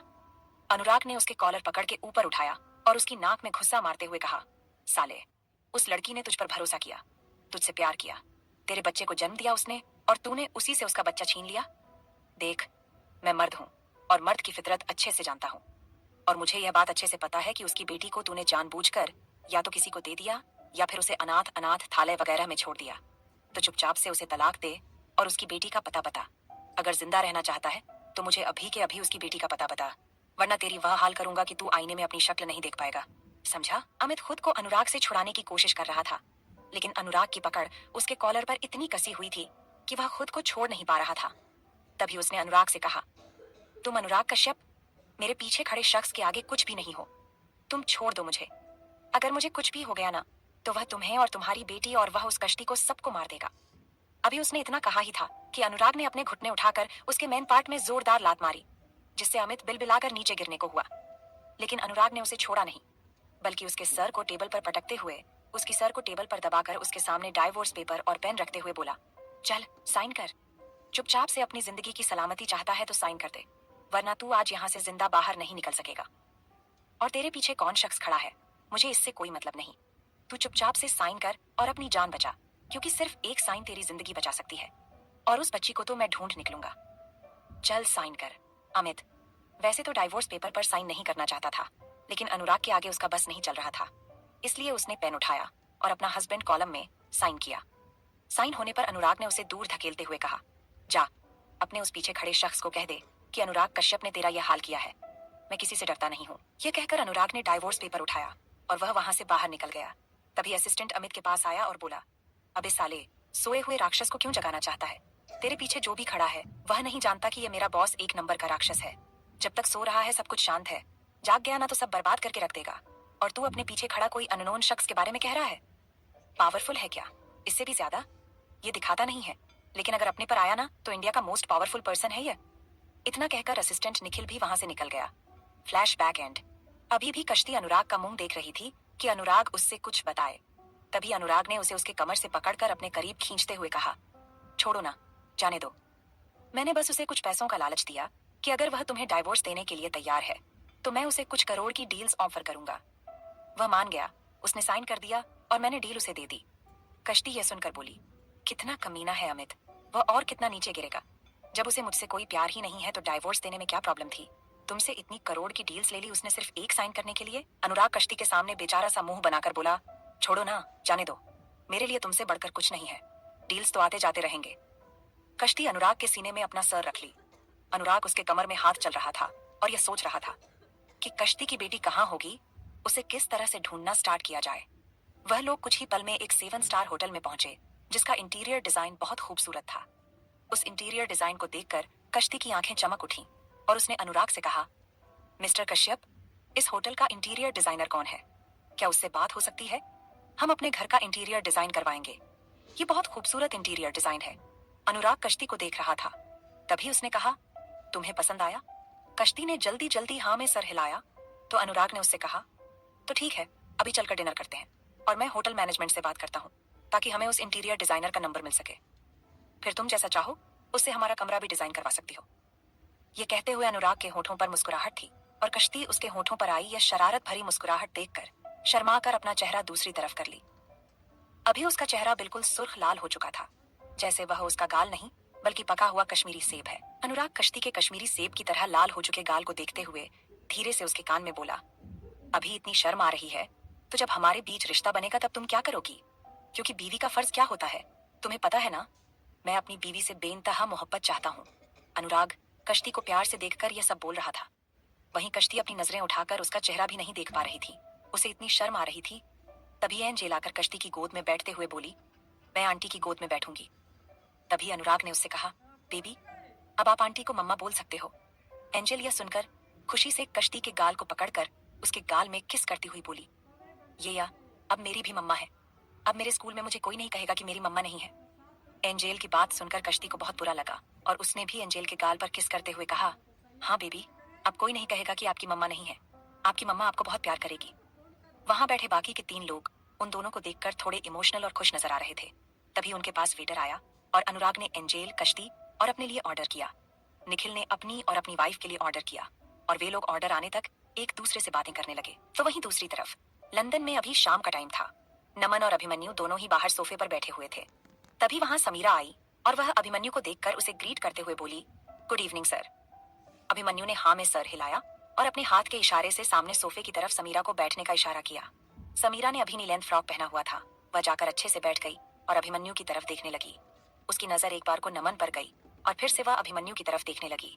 तभी अभिमन्यु थोड़ा सा आगे की तरफ झुककर समीरा को देखकर बोला, समीरा, मैं अभी तुमसे जो भी पूछूंगा तुम बिना कुछ भी छुपाए सच सच मुझे बताओगी। समीरा को यह समझ नहीं आया कि अभिमन्यु आखिर किस सच के बारे में जानना चाहता है। उसने नमन की तरफ देखा तो नमन ने अपनी आंखों से उसे शांत रहने के लिए कहा। अभिमन्यु यह चीज देख रहा था लेकिन उसने मना नहीं किया। तभी समीरा ने हाँ में सर हिलाया तो अभिमन्यु ने कहा, यह अखिल अग्निहोत्री कौन है? उसका अनामिका के साथ क्या रिश्ता है? अनामिका के साथ 4 साल पहले क्या हुआ था? जैसे ही अभिमन्यु के मुंह से समीरा ने अनामिका के साथ क्या हुआ था यह सवाल सुना, उसके चेहरे के सारे रंग मानो उड़ गए हों। ऐसा लग रहा था जैसे कि उसके चेहरे से किसी ने सारा खून खींचकर बाहर निकाल लिया हो और अब उसका चेहरा बिल्कुल सफेद हो चुका था। वह आंखों में डर लिए अभिमन्यु को देख रही थी। अभिमन्यु और नमन दोनों की नजरें भी समीरा पर ही थीं और उसे इस तरह देखकर वे दोनों समझ चुके थे कि समीरा को सब कुछ पता है। इससे आगे जानेंगे कि आगे इस कहानी में क्या होगा, लेकिन उसके लिए आप सबको सुननी पड़ेगी मेरी ये कहानी जिसका नाम है हर डेंजरस विलन। जैसे ही अभिमन्यु के मुंह से समीरा ने अनामिका के साथ क्या हुआ था यह सवाल सुना, उसके चेहरे के सारे रंग मानो उड़ गए हों। ऐसा लग रहा था जैसे कि उसके चेहरे से किसी ने सारा खून खींचकर बाहर निकाल लिया हो और अब उसका चेहरा बिल्कुल सफेद हो चुका था। वह आंखों में डर लिए अभिमन्यु को देख रही थी। अभिमन्यु और नमन दोनों की नजरें भी समीरा पर ही थीं और उसे इस तरह देखकर वे दोनों समझ चुके थे कि समीरा को सब कुछ पता है। समीरा ने डर भरी आवाज में हकलाते हुए कहा, I am really sorry sir, लेकिन आप किस बारे में सवाल कर रहे हैं मुझे कुछ भी नहीं पता। समीरा के यह कहते ही नमन ने अपनी आंखें बंद कर लीं और अभिमन्यु उसे गौर से देखते हुए अपनी एक उंगली से अपने माथे को दबाते हुए बोला, समीरा, मेरी बात ध्यान से सुनो। मुझे यह पता है कि तुम और अनामिका बहुत अच्छी दोस्त हो। तुम दोनों एक दूसरे के लिए कुछ भी कर सकती हो। तुम दोनों एक दूसरे की पूरी फैमिली हो। तो क्या तुम चाहती हो कि आने वाले कल में अनामिका की जिंदगी बर्बाद हो जाए? किसी गलत फहमी का शिकार बनाकर मैं उसे खुद से दूर कर दूं, उसे छोड़ दूं? जैसे ही अभिमन्यु ने यह कहा कि वह अनामिका को छोड़ देगा, समीरा ने झटके से अपना सिर ऊपर उठाकर अभिमन्यु को देखा। अभिमन्यु अभी उसे ही देख रहा था और उसने कहा, तुम नहीं चाहती कि तुम्हारी दोस्त की जिंदगी बर्बाद हो और उसे तकलीफ में नहीं देख सकती, तो फिर बताओ, अनामिका की जिंदगी बर्बाद हो जाएगी, उसे तकलीफ पहुंचेगी। यह सुनकर समीरा की आंखों में आंसू आ गए और उसने कहा, प्लीज सर, ऐसा मत कीजिएगा, वह पहले ही बहुत सारी तकलीफों से गुजर चुकी है। अभिमन्यु ने कहा, इसलिए चाहता हूँ कि तुम वह सब कुछ बताओ जो मुझे नहीं पता। मैं अनामिका से प्यार करता हूँ, बहुत ज्यादा। उसे अपनी जिंदगी में रखने के लिए कुछ भी कर सकता हूँ, लेकिन उसके लिए मुझे हर एक बात जानना जरूरी है और अनामिका वह चीज पूरी तरह से नहीं बता पा रही है। वह उस वक्त में पहुंच जा रही है जब उसके साथ वह सब कुछ हुआ था। तो तुम मुझे बता सकती हो और तुम्हें यहाँ इस तरह से बुलाने का मेरा इरादा भी यही था कि तुम मुझे सब कुछ सच सच बताओ। समीरा एक बार फिर से नमन की तरफ देखने लगी तो नमन ने उससे कहा, समीरा, बताओ सब चीज। समीरा ने हाँ में सर हिलाया और उसने पूछा, आपको क्या पता है? तभी अभिमन्यु ने उसे जितना पता था उतना बताया। समीरा ने एक गहरी सांस ली और कहा, अनामिका का रेप नहीं हुआ था। वह लड़के अनामिका का रेप नहीं कर पाए थे क्योंकि अनामिका ने उनसे खुद को बचाने के लिए जितना स्ट्रगल किया था ना, उसका नतीजा था कि वह सेफ थी। लेकिन उसके हाथों उनमें से एक लड़का मर चुका था जिसके गर्दन में अनामिका ने बोतल घुसाई थी। जाने क्यों एक लड़का मर चुका था। यह सुनकर अभिमन्यु को बहुत राहत पहुंची कि अनामिका ने उन लड़कों में से एक की जान तो ले ली थी जिसने उसकी वाइफ के साथ गलत करने की कोशिश की थी। वहीं नमन समीरा की बातें सुनकर हैरान था कि समीरा यह क्या कह रही है। अनामिका का रेप होने वाला था, उसने किसी की जान ले ली, लेकिन उसने अभी चुप रहना ही बेहतर समझा क्योंकि समीरा ऑलरेडी बता रही थी और समीरा के बताने पर उसे सब कुछ पता चल ही जाएगा। समीरा ने अब पूरी बात शुरू से बताना स्टार्ट किया। फ्लैशबैक, वह लड़का जो अनामिका के पैर को खींच रहा था और उसे खींचकर गिरा चुका था और वह जबरदस्ती अनामिका के होठों पर किस करने की कोशिश कर रहा था और इन सब में अनामिका पूरी तरह बेहोश हो चुकी थी। लेकिन तभी पुलिस सायरन की आवाज आती है और अनामिका के फोन के लोकेशन को ट्रेस करते हुए समीरा खुद अनामिका को पुलिस के साथ ढूंढते हुए उसी खंडहर जैसे घर के पास आ चुकी थी। पुलिस और समीरा अनामिका को ढूंढ रहे थे और जब वह लोग अनामिका को ढूंढते हैं वहां पहुंचे और अनामिका को बेहोश देखा और उसके साथ उस लड़के को जो खुद खून से लथपथ था और वह अनामिका को किस करने की कोशिश कर रहा था। यह देखकर समीरा का दिमाग घूम गया कि उसकी फ्रेंड के साथ कोई जबरदस्ती करने की कोशिश कर रहा है। उसने गुस्से से जाकर उस लड़के के मुंह पर लात मारा और उसे खींचकर अनामिका से दूर किया, जिससे वह लड़का लड़खड़ाकर पीछे दीवार से लगा और नीचे गिर गया। पुलिस ऑफिसर वहां का नजारा देखकर दंग रह गए और उन्होंने जब अनामिका को देखा तो वह सारा माजरा समझ गए कि हो ना हो यह सारे लड़के मिलकर अनामिका के साथ गैंगरेप करना चाहते थे, लेकिन अनामिका ने खुद को बचाने के लिए इन सबको ही मौत के मुंह में भेज दिया। समीरा जल्दी से नीचे बैठी और उसने अनामिका के गाल को थपथपाते हुए उसे उठाने की कोशिश करते हुए कहा, अनु, अनु उठना अनु। अनामिका को उठाते हुए समीरा की आंखों से आंसू बहने लगे थे। वह पूरी परेशान सी अनामिका को उठाने की कोशिश कर रही थी। तभी लेडी पुलिस ऑफिसर उसके पास आई और उसने कहा, इन्हें हॉस्पिटल लेकर जाना चाहिए, ये बहुत इंजर्ड हैं अभी। समीरा ने हाँ कहा और पुलिस ऑफिसर की मदद से उसे उठाकर एम्बुलेंस में जो अब तक आ चुकी थी, पुलिस ऑफिसर के कॉल करने पर उसमें स्ट्रेचर पर लिटाया और उसे लेकर हॉस्पिटल पहुंची। पुलिस ऑफिसर उन लोगों को भी एम्बुलेंस में हॉस्पिटल लेकर चली गई।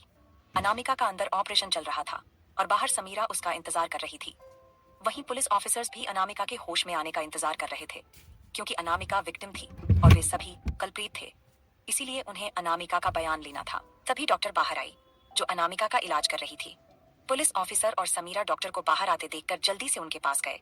पुलिस ऑफिसर ने डॉक्टर से कहा, डॉक्टर, पेशेंट कैसी है? क्या उन्हें होश आया? हम उनसे मिल सकते हैं?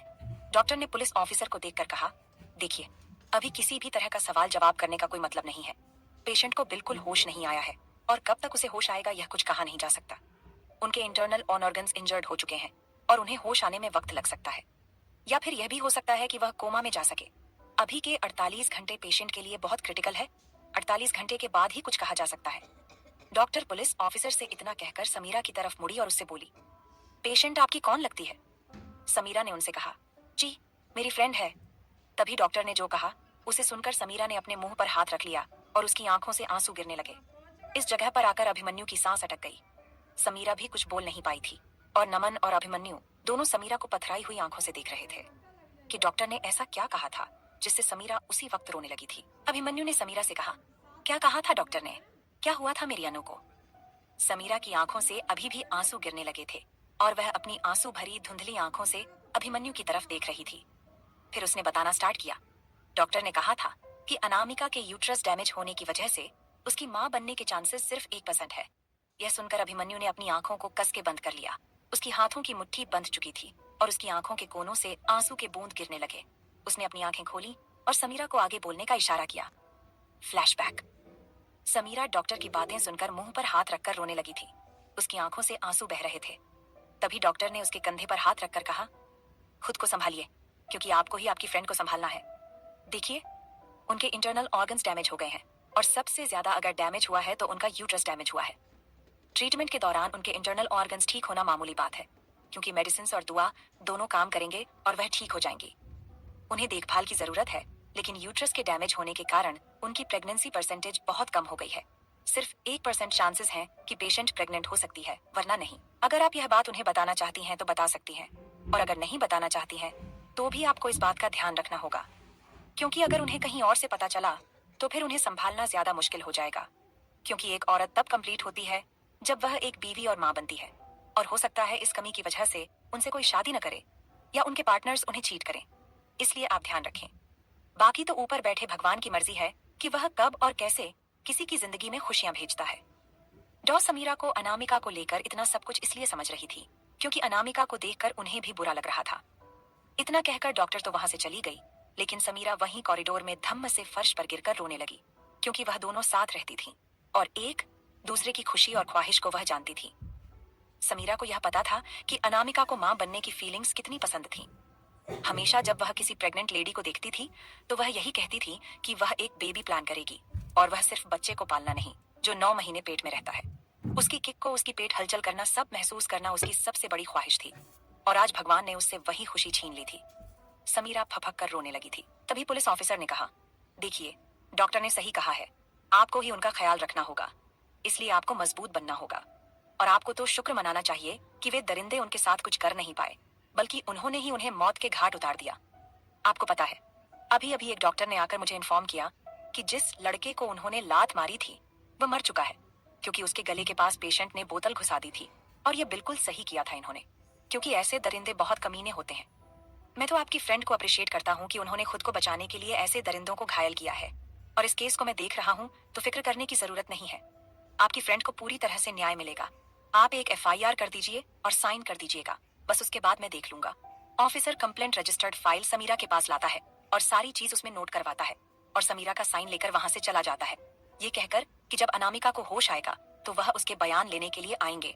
बाकी वह अनामिका की सेफ्टी के लिए दो कांस्टेबल को वार्ड के बाहर खड़ा करके जाता है। अनामिका को उस दिन होश नहीं आता है और दूसरे दिन जब होश आता है तो अनामिका की आंखें धीरे धीरे खुलती हैं और वह चारों तरफ देखती है। उसे चारों तरफ व्हाइट वार्ड और मशीन नजर आती है। सोफे पर समीरा सो रही थी। अनामिका ने उसे आवाज देने की कोशिश की, लेकिन उसकी आवाज अब भी नहीं निकली।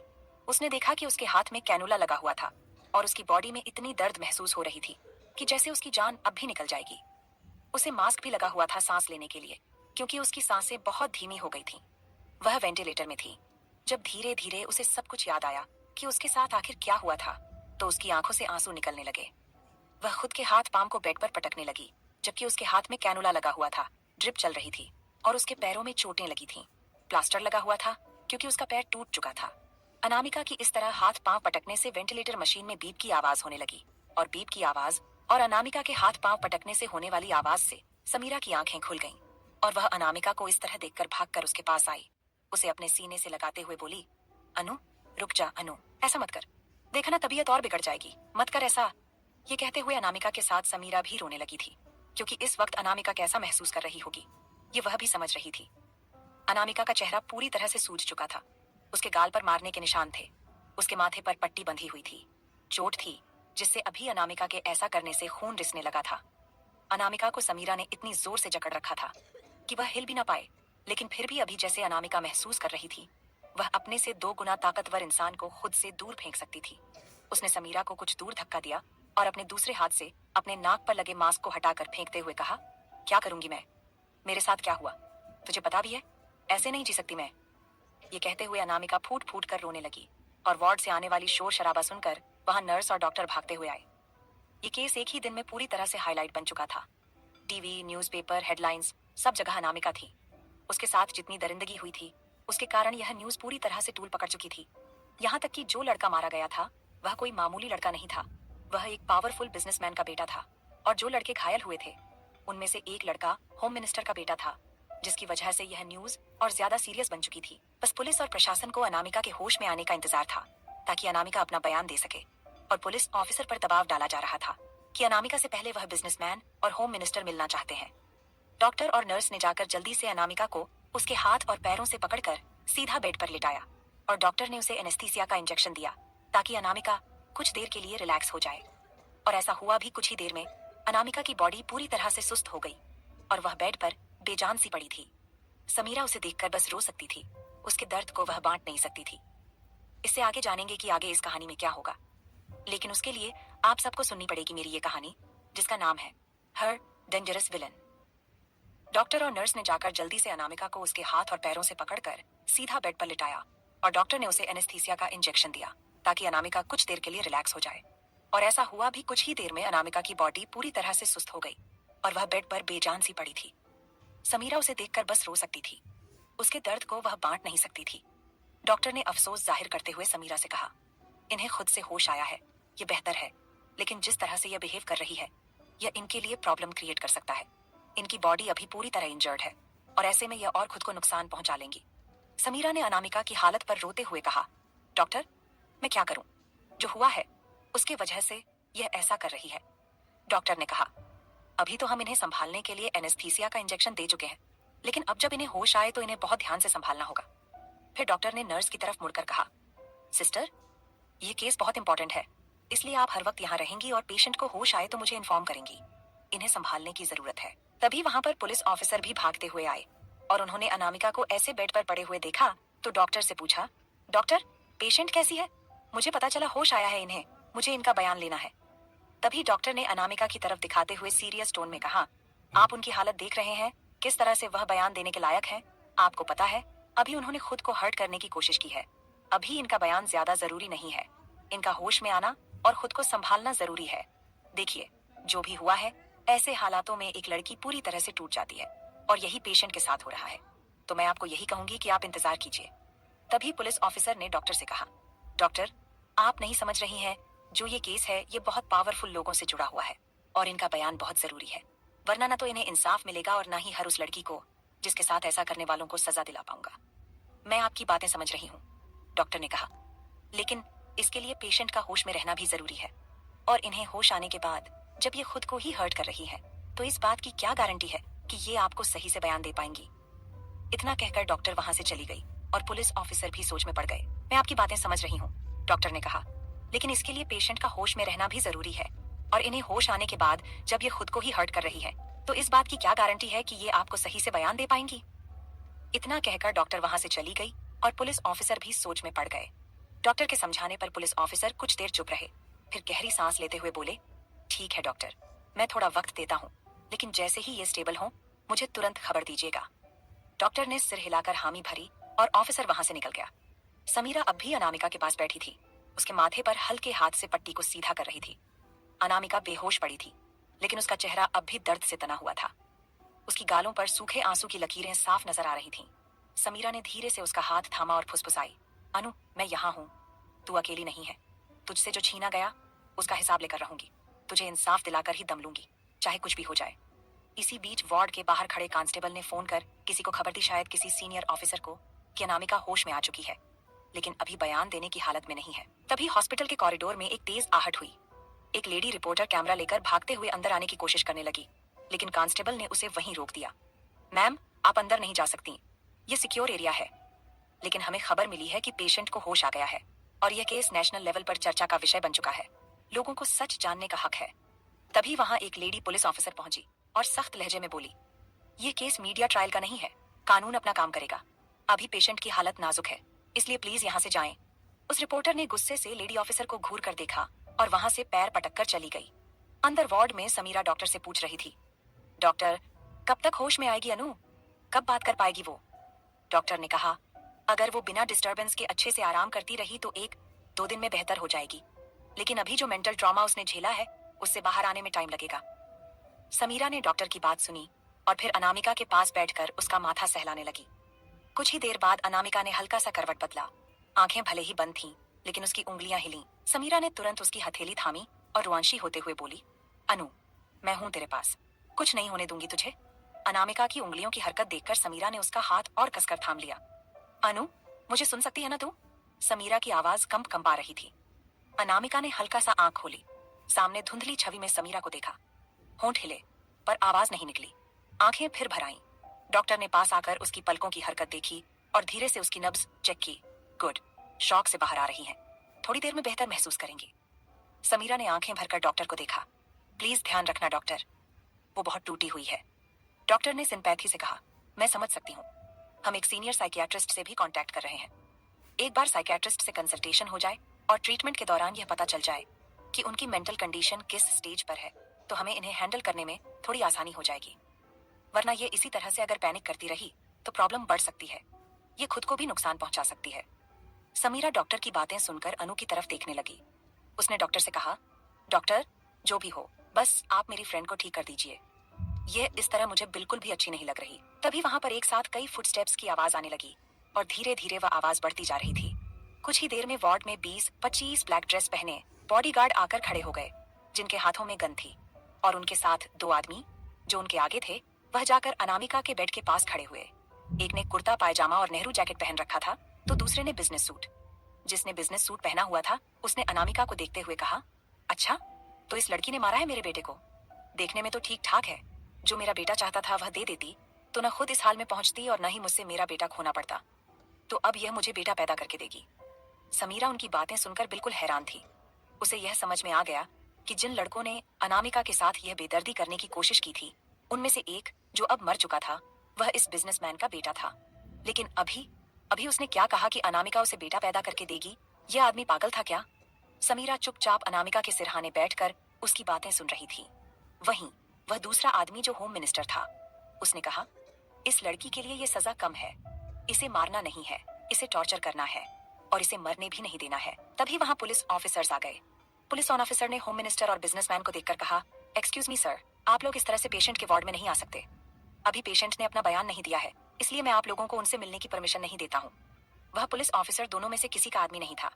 उसने बहादुरी से होम मिनिस्टर और बिजनेसमैन की आंखों में देखते हुए यह कहा था। तभी होम मिनिस्टर ने पुलिस ऑफिसर से कहा, ऑफिसर, तुम कुछ ज्यादा ही इसे पर्सनली ले रहे हो। मेरा कहना है कि तुम इस केस से दूर रहो। इस केस को हमारे लोग हैंडल करेंगे। और हाँ, अगर इस केस में इतनी ही दिलचस्पी हो रही है ना, तो अपनी अर्थी का सामान तैयार कर लेना, क्योंकि क्या पता इस लड़की से पहले तुम ही मर जाओ। पुलिस ऑफिसर ने अनामिका को देखा और मुस्कुराते हुए होम मिनिस्टर से बोला, वो क्या है ना सर, मेरी वर्दी आप लोगों की कुर्सी की तरह नहीं है जो हर 5 साल में बदलती रहे। मेरी वर्दी मुझे मेरी मेहनत से मिली है, किसी की सिफारिश करने से नहीं, लोगों से झूठ बोलने से नहीं। तो मुझे कोई परेशानी नहीं है। मौत तब आएगी जब ऊपर बैठा भगवान मुझे बुलाएगा। और अगर उसने मेरे लिए अभी मौत नहीं लिखी है तो आप लोग कुछ नहीं कर सकते। अब यहाँ से जाइए। होम मिनिस्टर पुलिस ऑफिसर्स की मौजूदगी में अनामिका के साथ कुछ नहीं कर सकता था, इसलिए उसने पुलिस ऑफिसर से कहा, तो फिर ठीक है, ट्रांसफर के लिए तैयार हो जाओ। इतना कहकर वह लोग मुस्कुराते हुए वार्ड से बाहर चले गए। ये तो तय था कि वे पुलिस ऑफिसर के साथ कुछ कर नहीं सके अभी, लेकिन ट्रांसफर तो करवा सकते थे। होम मिनिस्टर की इतनी तो पावर थी। अब पुलिस ऑफिसर सोचने लगा कि अगर उसका ट्रांसफर हो गया तो अनामिका को जस्टिस कौन दिलाएगा। उसने अनामिका और फिर समीरा की तरफ देखा, फिर डॉक्टर की तरफ। डॉक्टर ने कहा, आप बेफिक्र रहें ऑफिसर, हम रिपोर्ट में किसी भी तरह की हेराफेरी नहीं होने देंगे, इसकी गारंटी मैं देती हूँ। पुलिस ऑफिसर मुस्कुराए और समीरा से बोले, इसके पास से हटना मत और किसी भी इंसान को जिसे तुम नहीं जानती इसके पास मत आने देना। इसका बयान बहुत जरूरी है और इसकी जिंदगी भी। समीरा ने हाँ में सिर हिलाया और अनामिका की तरफ देखा। पुलिस ऑफिसर वहां से बाहर निकले और उन्होंने किसी को कॉल किया। कॉल रिसीव होते ही उन्होंने कहा, सर, मैं दीपक राजवंश बोल रहा हूँ, मुझे आपकी हेल्प चाहिए। ये केस बहुत सेंसिटिव है, एक मिनिस्टर और कुछ पावरफुल बिजनेसमैन से जुड़ा हुआ है। क्या आप मेरी मदद करेंगे? दूसरी तरफ से किसी ने कुछ कहा, जिसे सुनकर ऑफिसर ने कहा, thank you so much sir, लेकिन आपका यहाँ आना बहुत जरूरी है क्योंकि यह केस एक लड़की से जुड़ा है जिसके साथ रेप करने की कोशिश की गई है। और आपको पता है ऐसी लड़कियां किस हालत में पहुंच जाती हैं। वह लड़की अभी हॉस्पिटल में है और मेंटली अनस्टेबल लग रही है। अगर उसे आपका सपोर्ट मिला तो वह कुछ हद तक ठीक हो पाएगी और बयान भी दे पाएगी, क्योंकि आप ऐसे इंसान हैं जो मुर्दों में भी जान फूंक देते हैं। तो यह लड़की तो बस अनस्टेबल है। तभी दूसरी तरफ से आवाज आई, मैं सिर्फ सच का साथ देता हूँ और अगर वह लड़की सही है तो उसे इंसाफ जरूर मिलेगा। चारों तरफ सन्नाटा पसरा हुआ था, इतना कि हवा की सरसराहट भी तीनों अभिमन्यु, नमन और समीरा को साफ सुनाई दे रही थी। अभिमन्यु गुस्से की हद से अपनी मुट्ठी में अपने होठों को दबाए बैठा था। कोई उसकी पत्नी के साथ अपना बच्चा पैदा करना चाहता था। उसके होठों पर एक जानलेवा मुस्कुराहट तैर गई और उसने जानलेवा नजरों से समीरा की तरफ देखते हुए पूछा, वो बिजनेसमैन कौन था और उस होम मिनिस्टर का नाम पता है तुम्हें? समीरा ने धीरे से हाँ में सर हिलाकर कहा, वो बिजनेसमैन उदित सहगल था जिसकी कंस्ट्रक्शन और होटल्स की बिजनेस है, और वो होम मिनिस्टर वीरेंद्र पाठक था। अभिमन्यु मुस्कुराया और उसने नमन की तरफ एक मीनिंगफुल नजरों से देखा। नमन ने बस हाँ में सिर हिला दिया। समीरा को समझ में नहीं आया कि अभिमन्यु और नमन एक दूसरे को देखकर इस तरह से मिस्टीरियस लुक क्यों दे रहे हैं। उसे थोड़ा बहुत ये तो समझ आ गया कि अब वो होम मिनिस्टर और वो बिजनेसमैन, वे दोनों कहीं के नहीं रहेंगे। ये समझते ही समीरा के होठों पर भी एक मुस्कुराहट आ गई, क्योंकि उन दोनों ने मिलकर उसकी दोस्त की जिंदगी पूरी तरह से बर्बाद कर दी थी। उसे टॉर्चर किया था, अपने साथ सेक्स करने के लिए उसे मेंटली और फिजिकली हर्ट करते थे। ये सब याद आते ही समीरा के होठों पर भी एक बड़ी सी मुस्कुराहट आ गई और उसने कहा, क्या आप उन दोनों को बर्बाद करना चाहते हैं? सिर्फ बर्बाद मत कीजिए, उनसे उनकी जिंदगी ही छीन लीजिए, क्योंकि उन दोनों ने जो अनामिका के साथ किया था ना। इतना कहकर समीरा रुक गई। अभिमन्यु उसे अपनी लाल आंखों से देखते हुए बोला, उनकी जिंदगी छीनकर इतनी आसान सजा देना नहीं चाहता मैं, बल्कि इतनी दर्दनाक जिंदगी देना चाहता हूँ कि वे उस वक्त को कोसेंगे कि उन्होंने क्यों उस लड़की के साथ ऐसा किया। समीरा अभिमन्यु की आंखों में नफरत, गुस्सा और अनामिका के लिए तड़प देख रही थी। अभिमन्यु ने अपना सर नीचे झुका लिया और उसने दबी हुई आवाज में समीरा से कहा, उन्होंने अनामिका के साथ और क्या किया था समीरा? समीरा कुछ देर अभिमन्यु को देखती रही और फिर बोली, उस दिन हॉस्पिटल से वे लोग उस पुलिस ऑफिसर की वजह से चले तो गए थे, लेकिन पुलिस ऑफिसर के जाने के बाद वे लोग वापस आए थे और उन्होंने अनामिका के साथ जबरदस्ती करने की कोशिश की थी। उसे इलेक्ट्रिक शॉक दिया था और उसके कपड़े फाड़ दिए थे ताकि वे लोग उसके साथ जबरदस्ती कर सकें, उसका रेप कर सकें। जो उनका बेटा नहीं कर सका वो खुद कर सके। लेकिन ये ऊपर वाले की मर्जी थी कि जिस तरह उनका बेटा अनामिका के हाथों मारा गया था उसी तरह वे भी अनामिका के हाथों ही इंजर्ड हो जाए। अनामिका जो बेहोश थी, उसे अचानक होश आ गया था। मैंने उन लोगों को रोकने की कोशिश की थी, लेकिन उन्होंने अनामिका की गर्दन पर चाकू रखकर कहा था कि अगर मैंने अपनी जगह से हिलने की भी कोशिश की तो वे लोग सीधा अनामिका के गले को काट देंगे, और अगर मैं नहीं हिलती हूँ तो सिर्फ वे अनामिका के साथ जो करना चाहते हैं वो करके चले जाएंगे। मैं उस वक्त कुछ सोच समझ नहीं पा रही थी कि मैं अपनी दोस्त को बचाऊं या उसकी मौत अपनी आंखों के सामने देखूं।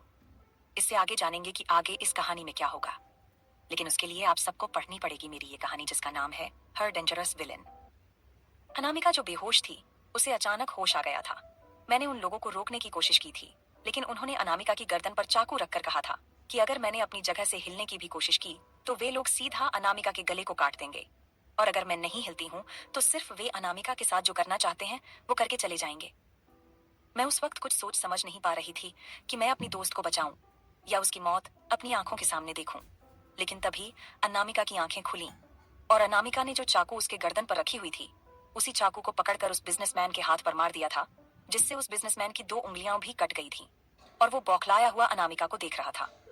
लेकिन अनामिका के अंदर उस वक्त इतनी ताकत और हिम्मत आ गई थी कि उसने अकेले उन दोनों से लड़ा था। और उसके बाद फिर समीरा बोलते हुए रुक गई थी। उन दोनों को वहां से जाने के लिए मजबूर कर दिया था उसने।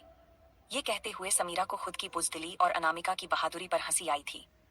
तभी नमन ने उसके कंधे पर हाथ रखते हुए कहा, उस वक्त तुम्हारे पास कोई सिचुएशन नहीं थी कि तुम कुछ कर पाती, इसलिए जो हुआ था वो सही हुआ था, क्योंकि उन कमीनों को सजा भी अनामिका के हाथों ही मिली थी। तभी वहां पर एक खनकती हुई आवाज सुनाई दी, समी, तू यहाँ कब आई? तू इंग्लैंड में कैसे? अनामिका अभिमन्यु की शर्ट पहने कमरे के दरवाजे पर खड़ी थी और उसने समीरा को वहां देखकर खनकती हुई आवाज में उसका नाम लिया था। वो भागकर समीरा के पास आई तो समीरा भी उठकर अपनी बाहें फैला दी और अनामिका तुरंत कूदकर समीरा की गोद में चढ़ गई और उसके गले से लग गई। ये नजारा देखकर अभिमन्यु घूरकर नमन को देखने लगा, जैसे कह रहा हो, मैं इस लड़की को छोड़ूंगा नहीं। मेरे सामने मेरी बीवी मुझे छोड़कर इस तरह उसके गले लग रही है। लेकिन उसकी इस हालत पर नमन हंस रहा था। कुछ देर तक अनामिका वैसे ही समीरा की गोद में छड़ी रही और उसके सीने से लगी हुई थी। फिर वो नीचे उतरी और उसने समीरा के गाल को पकड़कर उससे कहा, तुम यहाँ कब आई और कैसे? तभी समीरा ने कहा, एक्चुअली मेरी एक मीटिंग थी और मुझे यहाँ आना था, तो नमन सर के साथ मैं यहाँ आई हूँ। मुझे बस तुमसे मिलना था, तो मैंने नमन सर से रिक्वेस्ट की कि मुझे अनु से मिलना है, तो वो मुझे यहाँ लेकर आ गए। अनामिका नमन की तरफ मुड़ी और उससे बोली, thank you Naman sir, thank you so much. मैं समी को बहुत मिस कर रही थी। नमन बस मुस्कुरा दिया। वो अभिमन्यु के सामने अनामिका से कुछ और कह भी नहीं सकता था। अनामिका ने तुरंत समीरा का हाथ पकड़ा और उसे लेकर अपने कमरे की तरफ जाते हुए बोली, मैं तुम्हें मेरा कमरा दिखाती हूँ, चलो वहाँ का व्यू कितना अच्छा है। वे दोनों तुरंत कमरे के अंदर चली गईं। अभिमन्यु अपनी जगह से उठा और नमन के पास आया और एक मुक्का उसके पेट पर जड़ते हुए बोला, बहुत हंसी आ रही थी, दांत दिखाई दे रहे थे तेरे, दांत तोड़ दूंगा मैं। तभी वैसे ही एक मुक्का नमन ने अभिमन्यु के पेट पर मारते हुए कहा, अभी ये गुस्सा मुझ पर नहीं, उस होम मिनिस्टर और बिजनेसमैन पर दिखा तब पता चलेगा। अभिमन्यु की आंखें फिर से सर्द हो गईं और उसने कहा, फोन कर मार्क को और बोल मैंने उससे कहा है। मार्क का नाम आते ही नमन ने उससे कहा, तुझे ये नहीं लगता कि तू मार्क को इतना छोटा सा काम दे रहा है? वो इन दोनों की हस्ती मिटा देगा। तभी अभिमन्यु ने कहा, उनकी हस्ती ही तो मिटानी है, लेकिन उन्हें जिंदा रखना है। वो इस कदर उन्हें तड़पाएगा कि जितनी तड़प उस वक्त मेरी अनु ने बर्दाश्त की थी, उससे हजारों लाखों गुना ज्यादा उनकी चीखने की आवाजें मेरे कानों में सुनाई देनी चाहिए। मैं इंतजार करूंगा उनकी चीखने, चिल्लाने की आवाज सुनने का। नमन ने हाँ में सिर हिलाया, क्योंकि उसे पता था कि अभिमन्यु जब मार्क को बीच में लाता है तो इसका मतलब ये होता है कि सामने वाले शख्सियत को पूरी तरह से बर्बाद कर देना, उन्हें जीते जी जहन्नुम दिखाना। नमन ने तुरंत मार्क को फोन लगाया और उसे सारी डिटेल्स दी। अभिमन्यु वहीं खड़ा सब सुन रहा था। उसके चेहरे पर एक सर्द मुस्कान थी। उसे पता था कि मार्क इन दोनों की जिंदगी को नरक बनाने में कोई कसर नहीं छोड़ेगा। उसकी आंखों के सामने अनामिका का वो दर्दनाक चेहरा घूम रहा था, जो उसने उदित सहगल और वीरेंद्र पाठक की वजह से झेला था। उधर कमरे में अनामिका समीरा से बातें कर रही थी। तू सोच भी नहीं सकती समी, जब से अभिमन्यु मेरी जिंदगी में आया है सब कुछ बदल गया है। वो मुझे बहुत प्यार करता है और मैं उसके साथ बहुत खुश हूँ। समीरा मुस्कुराई, मुझे पता है अनु, और मैं तुम्हारे लिए बहुत खुश हूँ। तुमने बहुत झेला है। अनामिका की आंखें नम हो गईं, लेकिन उसने खुद को संभाला। हाँ, लेकिन अब सब ठीक है। अभिमन्यु ने मुझे हर चीज से बाहर निकाला है। तभी कमरे का दरवाजा खुला और अभिमन्यु अंदर आया। उसकी आंखें सीधे अनामिका पर थीं। अनामिका उसे देखकर मुस्कुराई, तुम आ गए? अभिमन्यु ने उसके पास आकर उसके बालों पर हाथ रखा। तुम ठीक हो? उसने पूछा। उसकी आवाज में फिक्र थी। अनामिका ने हाँ में सिर हिलाया। हाँ, मैं ठीक हूँ, बस समी से बातें कर रही थी। अभिमन्यु ने समीरा की तरफ देखा। समीरा, तुम्हारे लिए एक सरप्राइज है। समीरा हैरान हुई। क्या सरप्राइज? अभिमन्यु ने मुस्कुराते हुए नमन की तरफ इशारा किया, जो दरवाजे पर खड़ा था। नमन तुम्हें बताएगा? नमन ने आगे आकर कहा, मिस समीरा, आपकी मीटिंग शिफ्ट हो गई है और आपको कुछ दिन यहीं रुकना होगा। समीरा की आंखें चमक उठी। सच में? ये तो बहुत अच्छी बात है। अनामिका भी खुश हो गई। हाँ, अब हम सब साथ रहेंगे, बहुत मजा आएगा। अभिमन्यु ने अनामिका को अपनी बाहों में भर लिया। उसकी आंखों में एक अलग चमक थी। अब जब अनामिका सैफ और खुश थी तो उसका पूरा ध्यान उन दो लोगों पर था जिन्होंने उसकी अनामिका को चोट पहुंचाई थी। वो उनके लिए ऐसा इंतजाम कर चुका था कि वे अपनी मौत की भीख मांगे, लेकिन उसे मौत न मिले। अभिमन्यु के दिमाग में उदित सहगल और वीरेंद्र पाठक की बर्बादी का मंजर पूरी तरह तैयार हो चुका था। अभी अभिमन्यु अनामिका को अपनी बाहों में भर ही रहा था कि अचानक से उनके कमरे के डोर पर नॉक हुआ। अभिमन्यु ने इरिटेट होकर कहा, अंदर आओ। नमन दांत दिखाते हुए अंदर आया और उसने अभिमन्यु की शक्ल पर इरिटेशन देखकर और बत्तीसियां दिखाते हुए कहा, मिस्टर डिसूजा का कॉल आया था कि जब हम लोग यहाँ इंग्लैंड में हैं तो आज रात होने वाली उनकी पार्टी में हमें जाना चाहिए। अभिमन्यु ने नमन को घूर कर देखा, जैसे कि उसकी आंखें कह रही हैं, तुझे अभी ही आना था रोमांस के बीच में हड्डी बनने के लिए। अभिमन्यु की नजरों की भाषा को समझकर नमन ने अनामिका से कहा, अनामिका, पार्टी में जाओगी तुम्हें अच्छा लगेगा और यहाँ की पार्टीज भी देख लोगी। अनामिका ने अभिमन्यु को देखा जो इरिटेट हो रहा था, लेकिन उसे यहाँ घूमना फिरना था, यहाँ के लोगों को देखना था, कल्चर को देखना था, तो उसने नमन से कहा, हाँ जाऊंगी पार्टी। अनामिका के ये कहते ही अभिमन्यु ने उसे छोड़ दिया और कहा, ठीक है जाओ पार्टी में। अनामिका कुछ कहती उससे पहले ही अभिमन्यु ने उसके कमर में हाथ डाला और उसे अपने सीने से चिपकाते हुए सेडक्टिव वॉइस में उसके कान को बाइट करते हुए बोला, लेकिन मैं जो रात को करूंगा ना वो चुपचाप से मुझे करने देना वरना। ये कहकर अभिमन्यु ने अनामिका को छोड़ दिया और वो वहां से कबर्ड की तरफ चला गया। अब अनामिका अभिमन्यु के आधे छोड़े हुए सेंटेंस में शब्दों के आगे सोच रही थी कि अभिमन्यु क्या करेगा उसके साथ। अभिमन्यु ने अपने और अनामिका के लिए कपबोर्ड से एक रेड और ब्लैक कपल ड्रेस निकाली और बेड पर रखते हुए कहा, ये कपल ड्रेस ठीक है हम दोनों के लिए। अनामिका ने देखा तो वो एक स्लिम बॉडी फिट गाउन था जिसके राइट लेग के पास कट था, जिससे अनामिका का राइट लेग पूरा शो होता।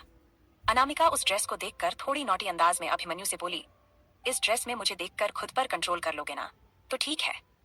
अभी अभिमन्यु की वॉइस एकदम से सर्द हो गई और वो तुरंत एक पल में कबर्ड के पास से झटके में अनामिका के पास पहुंचा और उसके कमर को अपनी उंगली से दबाते हुए बोला, अभी तो मैंने तुमसे कहा कि मैं जो करूंगा रात को उसे तुम्हें बर्दाश्त करना पड़ेगा। बाकी तुम जो चाहे वो तुम्हारी मर्जी होगी, लेकिन बेड पर तुम मेरी मर्जी के मुताबिक चलोगी। I am mama's boy but bed पर I am the best only for you my wife. Anamika बस अभिमन्यु को आंखें फाड़े देख रही थी। वो तो सोच भी नहीं सकती थी कि अभिमन्यु ऐसा कुछ कहेगा।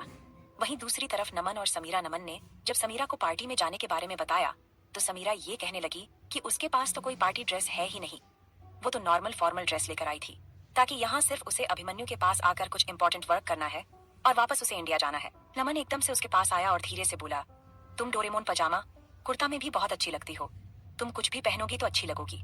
वैसे भी अभिमन्यु, अनामिका और मैं तीनों जाएंगे, पार्टी में जाएंगे तो तुम यहाँ पर अकेले रहकर क्या करोगी? तुम देखो जो तुम्हें अच्छा लगे और कंफर्टेबल लगे उसे पहनकर चलो। अभी नमन की आवाज एकदम सॉफ्ट थी और उसकी इतनी सॉफ्ट आवाज सुनकर समीरा उसे देखने लगी। नमन उसकी आंखों में देख रहा था।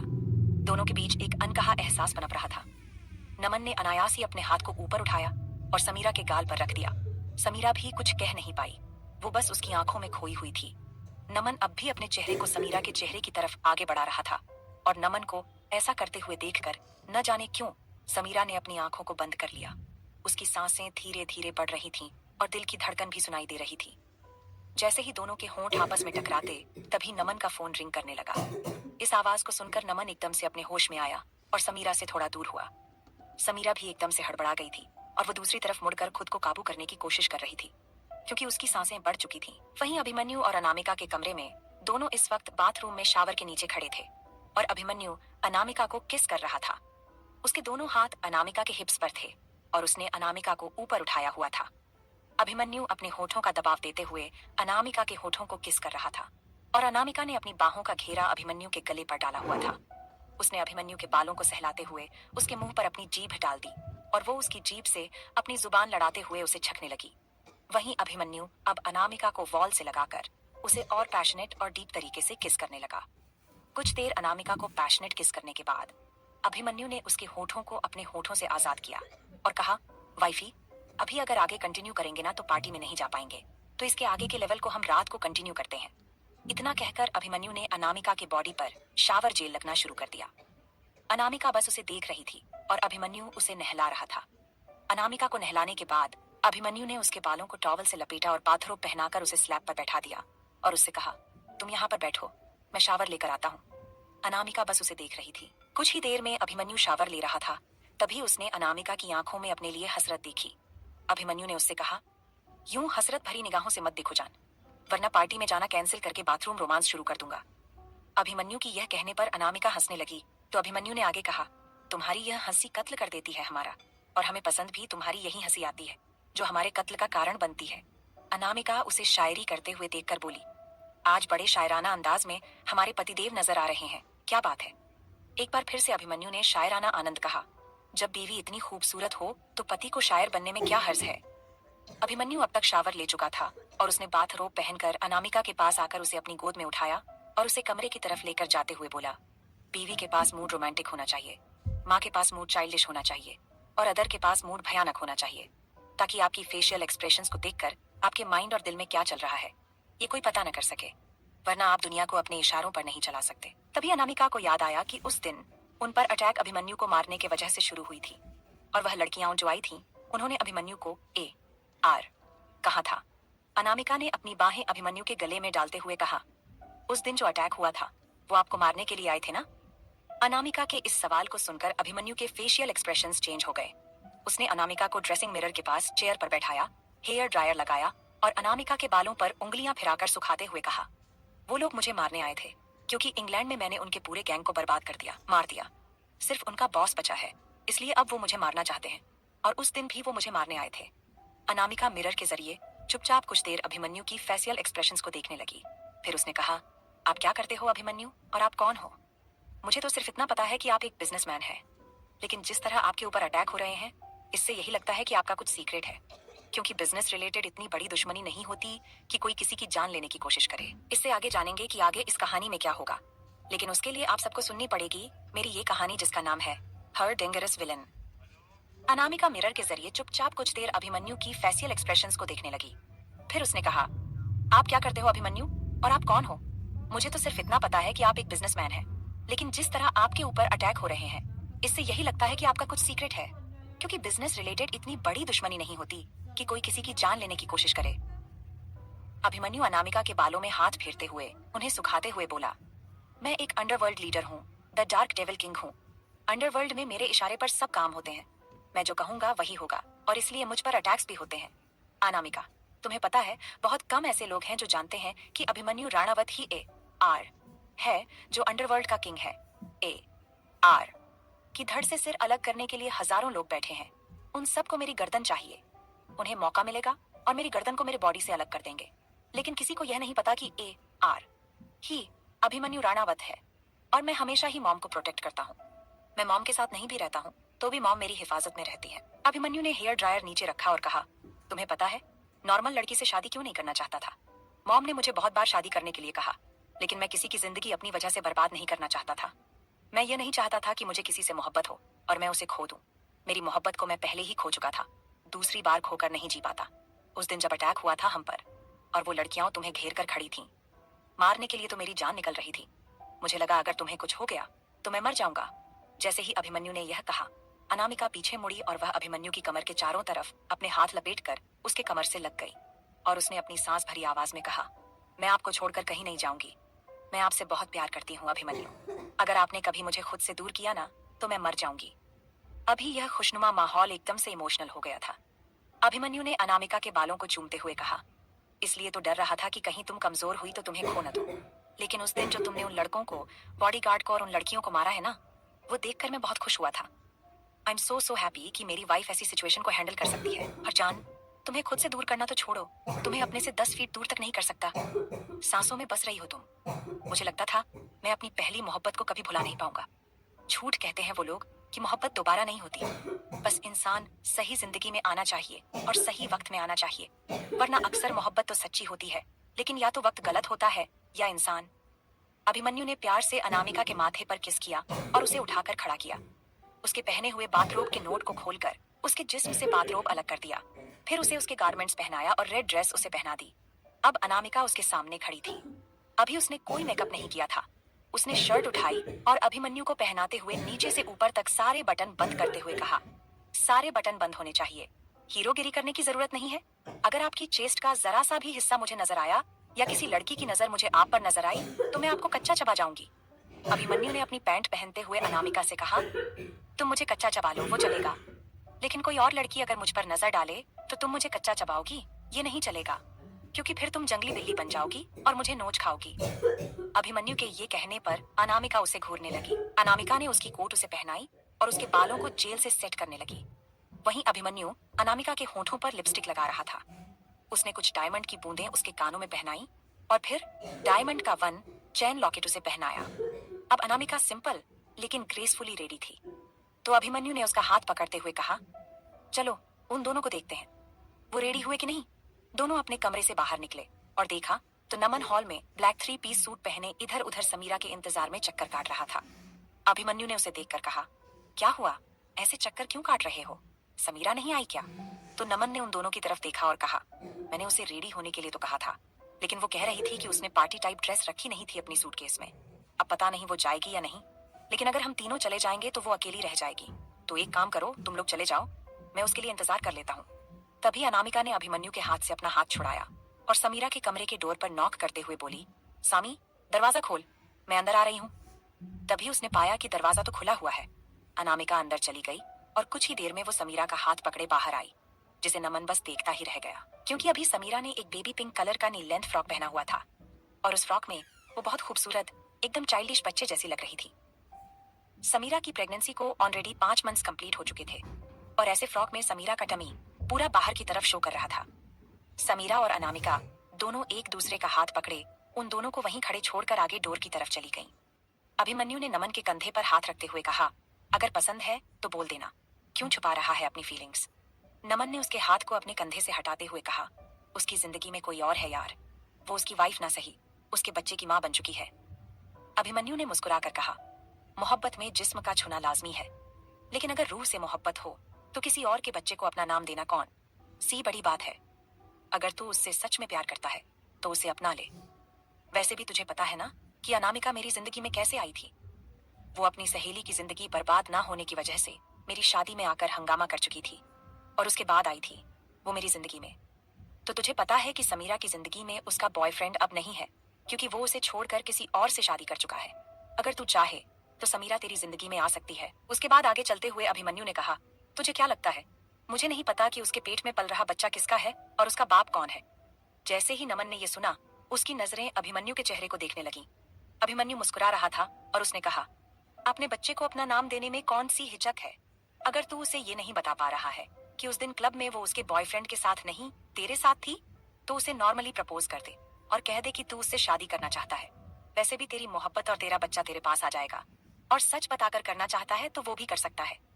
अभिमन्यु की बातें नमन को पूरी तरह से सही लग रही थीं, कि जैसे भी करके उसे अपनी मोहब्बत और अपने बच्चे को तो अपने पास लाना ही है। वो सब ग्लास हाउस से जब बाहर आए तो ऊपर का पूरा नजारा बहुत खूबसूरत था, क्योंकि अभी रात का वक्त था और पूरे समुद्र में चांद की रोशनी फैल रही थी और समुद्र का नीला पानी इस वक्त चांद की रोशनी में बहुत खूबसूरत नजर आ रहा था। अनामिका ने इस नजारे को देखकर अभिमन्यु से कहा, अभी कल रात का डिनर हम ऐसे ही ग्लास हाउस के टेरेस पर करेंगे, ये नजारा बहुत खूबसूरत है। अभिमन्यु उसके पास आया और उसने समीरा का हाथ अनामिका के हाथ से छुड़ाकर नमन के हाथ में देते हुए कहा, गाइस हम दोनों कपल हैं, तो प्लीज हम दोनों को डिस्टर्ब मत करो और कुछ देर के लिए तुम दोनों कपल की तरह साथ रहो, और माय वाइफ जो तुम चाहोगी वो होगा। यह कहकर उसने अनामिका के हाथ को ऊपर उठाया और किस कर लिया। नमन और समीरा दोनों एक दूसरे के हाथ को देख रहे थे। तभी समीरा ने जैसे ही अपने हाथ को पीछे खींचने की कोशिश की, नमन ने उसके हाथ को मजबूती से पकड़ लिया।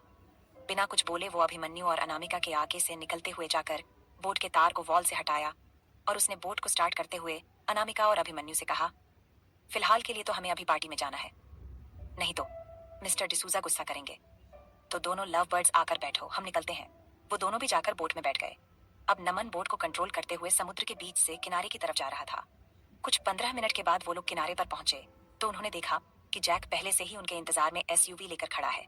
बोट के रुकने पर अभिमन्यु और अनामिका उतर गए और वहीं नमन ने अपना हाथ बढ़ाकर समीरा का उसके हाथ को पकड़ने का इंतजार किया। समीरा ने थोड़ी हिचक के साथ उसके हाथ को पकड़ा और जैसे ही उसने नमन के हाथ को पकड़ा, नमन ने उसके हाथ को मजबूती से पकड़कर उसे बोट से नीचे उतारा और फिर चारों जाकर एसयूवी में बैठे। ड्राइविंग सीट पर जैक बैठा था और पास में नमन, अनामिका, अभिमन्यु और समीरा तीनों बैक सीट पर बैठे थे। और कुछ ही देर में वो लोग मिस्टर डिसूजा की पार्टी में पहुंच चुके थे। जब वो लोग वहां पहुंचे तो वहां पहले से ही बहुत सारे गेस्ट आ चुके थे और मिस्टर डिसूजा सबका खुद वेलकम कर रहे थे। जैसे ही मिस्टर डिसूजा ने अभिमन्यु और नमन को देखा, वो तुरंत उनके पास आए और अभिमन्यु को गले लगाते हुए बोले, वेलकम वेलकम यार, my boy welcome. Mister D'Souza को हिंदी आती थी और इसलिए वो अभिमन्यु और नमन से हिंदी में ही बात कर रहे थे। उन्होंने अभिमन्यु से कहा, मैं तुम्हारा ही इंतजार कर रहा था। मुझे लगा था आज एक बार फिर से तुम मेरे प्रपोजल को इनकार कर दोगे, लेकिन तुम मेरी बात मानकर यहाँ पार्टी में आए हो। मुझे बहुत खुशी हो रही है। तभी उनकी नजर अनामिका पर गई जिसका हाथ अभिमन्यु ने थाम रखा था। उन्होंने अनामिका को मुस्कुराकर देखते हुए कहा, योर लेडी। अभिमन्यु ने हाँ में सिर हिलाया। मिस्टर डिसूजा को पता था कि इंडियन बॉयज कभी भी अपनी वाइफ को किसी और को छूने का हक नहीं देते हैं। उन्होंने बस प्यार से अनामिका के सिर को थपथपाते हुए कहा, very beautiful and graceful lady, congratulations to Abhimanyu Ranawat wife. Anamika मुस्कुरा दी। उसके बाद मिसेस डिसूजा जो उनके पास खड़ी थीं, उन्होंने अनामिका से कहा, यू आर सो ब्यूटीफुल बेटा। Thank you my.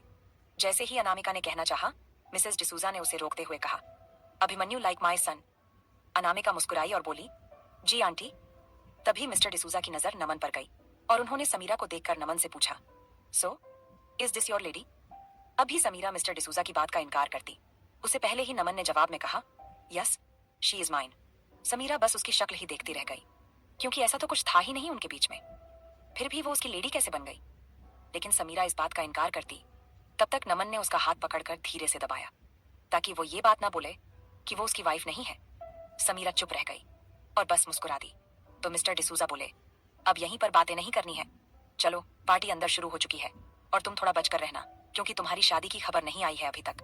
तो बहुत सारे लोग ऐसे हैं जिन्हें ये पता है कि तुम आज यहाँ मेरी पार्टी में आने वाले हो, तो वो लोग अपनी बेटियों को लेकर आए हैं ताकि तुम उन्हें पसंद कर सको। जैसे ही अनामिका ने यह सुना, उसने घूर कर अभिमन्यु को देखा और नमन हंसने लगा। नमन के हंसने पर अभिमन्यु ने उसकी पीठ पर मुक्का जड़ते हुए कहा, यहाँ पार्टी में आने का आइडिया तेरा था ना। मुझे तो पता भी नहीं था कि मिस्टर डिसूजा ने कोई पार्टी रखी है। अगर मेरी और मेरी वाइफ के बीच में कुछ हुआ ना, तो मैं तुझे उल्टा लटका कर मारूंगा। ये सुनकर नमन धीरे से हंसते हुए अभिमन्यु से बोला, तू तो मुझे बाद में उल्टा लटका कर मारेगा ना। अनामिका पहले ही तुझे पीट चुकी होगी। अभिमन्यु ने थोड़ी डर भरी नजर से अनामिका की तरफ देखा, जो उसे ही घूर रही थी। अनामिका, समीरा का हाथ पकड़कर उसे लेकर अंदर की तरफ चली गई। समीरा ने हंसते हुए अनामिका से पूछा, एक बात बता, अभिमन्यु सर ऑफिस में कितने स्ट्रिक्ट हैं, लेकिन यहाँ पर वो एकदम बच्चों जैसी हरकत करते हैं तुझे लेकर। अनामिका ने अभिमन्यु की तरफ देखकर मुस्कुराते हुए कहा, तुझे पता है, मैं उस दिन को अपनी लाइफ का सबसे बेस्ट डे मानती हूँ, जब मैं अभिमन्यु की शादी रुकवाने के लिए गई थी। क्योंकि उसी दिन तो मुझे मेरा अभिमन्यु मिला था, जिसने मुझे मेरे दर्द से निकालकर मुझे प्यार किया, मुझे इतनी इज्जत दी। और माँ भी तो मिली मुझे, जहाँ मेरी जिंदगी में किसी का प्यार नहीं था, अब मेरी जिंदगी में माँ और हस्बैंड दोनों का प्यार है। और तुम्हें पता है, माँ मुझे बहुत प्यार करती है, अभिमन्यु से भी ज्यादा। समीरा अनामिका को खुश देखकर बहुत खुश थी। पार्टी धीरे धीरे अपने शबाब पर पहुंच रही थी। अभिमन्यु और नमन दोनों बार टेंडर के पास बैठे ग्लास में वाइन लिए पीते हुए एक दूसरे से बातें कर रहे थे, लेकिन उनकी नजरें पूरी तरह से समीरा और अनामिका पर थीं, क्योंकि वो उन पर से अपनी नजर हटाना नहीं चाहते थे। क्या पता कब, कहां से कैसी मुसीबत आ जाए। वहीं दूसरी तरफ इंडिया में अभी रात के 11:00 बजे थे। अनुराग कश्ती और एंजल को लेकर घर आ चुका था और एंजल सो चुकी थी। अनुराग ने एंजल को उसके रूम में ले जाकर उसके बेड पर लिटाया और उसके जूते खोलकर उसे ब्लैंकेट ओढ़ाया और एसी का टेम्परेचर सही किया। ये सब चीजें कश्ती दरवाजे पर खड़ी देख रही थी। उसने प्यार से एंजल के माथे पर किस किया और जैसे ही अनुराग खड़ा हुआ, उसने देखा कश्ती दरवाजे पर खड़ी है। इससे आगे जानेंगे कि आगे इस कहानी में क्या होगा, लेकिन उसके लिए आप सबको सुननी पड़ेगी मेरी ये कहानी, जिसका नाम है हर डेंजरस विलन। अनुराग कश्ती और एंजल को लेकर घर आ चुका था और एंजल सो चुकी थी। अनुराग ने एंजल को उसके रूम में ले जाकर उसके बेड पर लिटाया और उसके जूते खोलकर उसे ब्लैंकेट उठाया और एसी का टेम्परेचर सही किया। यह सब चीजें कश्ती दरवाजे पर खड़ी देख रही थी। उसने प्यार से एंजल के माथे पर किस किया और जैसे ही अनुराग खड़ा हुआ, उसने देखा कश्ती दरवाजे पर खड़ी है। अभी अनुराग कुछ कहता, कश्ती वहां से आगे बढ़कर बालकनी में चली गई और वो रात के नजारे के साथ शहर को देख रही थी। तभी अनुराग उसके पास आया और पीछे से उसे अपनी बाहों में भरते हुए बोला, क्या हुआ, नींद नहीं आ रही, यहाँ आकर खड़ी हो गई हो, सोना नहीं है। कश्ती ने आगे घूमकर अनुराग के कमर में अपनी बाहें लपेटी और उसके सीने पर अपना सिर रखकर उसकी धड़कनों को सुनते हुए प्यार से बोली, मैं आंखें बंद नहीं करना चाहती अनुराग। क्या पता आंखें बंद करूं और खोलने के बाद ये पता चले कि ये सब तो सिर्फ एक सपना है और मैं ये सब खोना नहीं चाहती। प्लीज मुझे आज आंखें बंद करने के लिए मत कहना, मैं आज सोना ही नहीं चाहती हूँ। कश्ती के ये सब कहने पर अनुराग ने उसके बालों को प्यार से चूमते हुए कहा, ठीक है, सोने के लिए नहीं कहूंगा, लेकिन मुझे प्यार तो कर सकती हो ना। अनुराग के ये कहने पर कश्ती उसे देखने लगी तो अनुराग ने कहा, अरे बाबा, मुझे प्यार नहीं करना, सोना नहीं है तो करना क्या है। वैसे आज हमारी शादी हुई है तो इस मुताबिक आज हमारी फर्स्ट नाइट है, तो फर्स्ट नाइट को हस्बैंड को सूखा सूखा रखना है क्या, हस्बैंड को अपने प्यार के समंदर में भिगोना नहीं चाहोगी। ये सुनकर कश्ती शर्म से अपना चेहरा उसके सीने में और घुसा लेती है, तो अनुराग ने उसके चेहरे को अपने हाथों में थाम कर उसके माथे पर किस करते हुए कहा, ऐसे मत शर्माओ, बस मुझे प्यार दो कश्ती, इस प्यार के लिए मैं भी तरस रहा हूँ। अनुराग बेसब्री से कश्ती के होठों को देख रहा था और वो धीरे धीरे आगे बढ़कर कश्ती के होठों की तरफ अपने होठ ला रहा था। वहीं कश्ती ने जब अनुराग को ऐसा करते हुए देखा तो उसने अपनी आंखों को बंद कर लिया। अनुराग ने अपने होठ उसके होठों पर टिका दिए। अब अनुराग कश्ती के होठों को महसूस करते हुए उसे किस करने लगा और कश्ती भी अनुराग को अपने मुंह के जरिए अपने अंदर महसूस करते हुए इस पल को जी रही थी। अनुराग अब एकदम बेकाबू हो चुका था। वो अब वाइल्ड हो गया था। कश्ती को किस करते हुए उसने उसे उसकी कमर से पकड़कर अपने से बिल्कुल चिपका लिया और उसके होठों को बेतहाशा चूमने लगा। यहाँ तक कि उसने अब कश्ती के होठों को बाइट भी करना शुरू कर दिया। कश्ती को अनुराग की बाइट से दर्द तो हो रहा था और उसके मुंह से सिसकियां, आहें निकल रही थीं। लेकिन फिर भी उसने अनुराग को रोका नहीं, क्योंकि इस मोहब्बत की जरूरत तो उसे भी थी। यह एहसास तो उसे भी कभी नहीं मिला था। वो भी तो इसी मोहब्बत की प्यासी थी। उसके हस्बैंड ने तो कभी उसे प्यार दिया ही नहीं था, इसलिए आज वो अनुराग को किसी भी तरह से रोकना नहीं चाहती थी।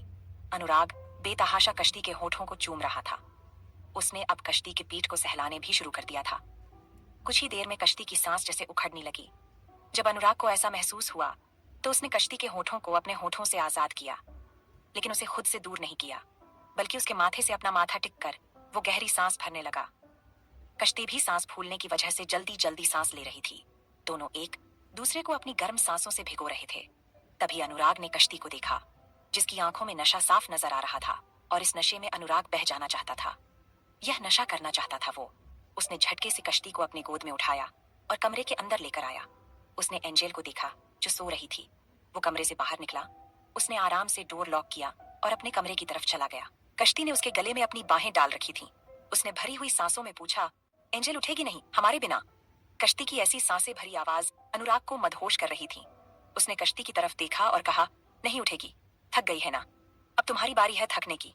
मैं तुम्हें छोड़ूंगा नहीं। अनुराग के यह कहने पर कश्ती ने उसकी गर्दन में अपना चेहरा छुपा लिया और अनुराग उसे अपने कमरे में लेकर गया। कमरा फूलों से सजा हुआ था, सुहाग की सेज जैसा, क्योंकि आज उनकी कोर्ट मैरिज जरूर हुई थी, लेकिन शादी तो हुई थी। इसलिए अनुराग ने सर्वेंट से कहकर अपने कमरे को डेकोरेट करवाया था। अनुराग कश्ती को बेड के पास ले गया।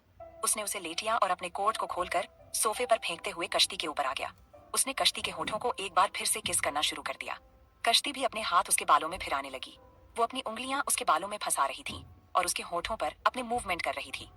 दोनों एक दूसरे को सपोर्ट कर रहे थे किस करने में। 10 से 15 मिनट किस करने के बाद अनुराग कश्ती के होठों से अलग हुआ और उसने कश्ती की आंखों में देखा।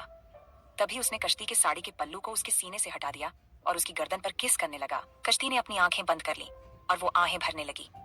उसके मुंह से मदहोशी भरी आवाज निकल रही थी और वो अनुराग का नाम ले रही थी, अनुराग, अनुराग।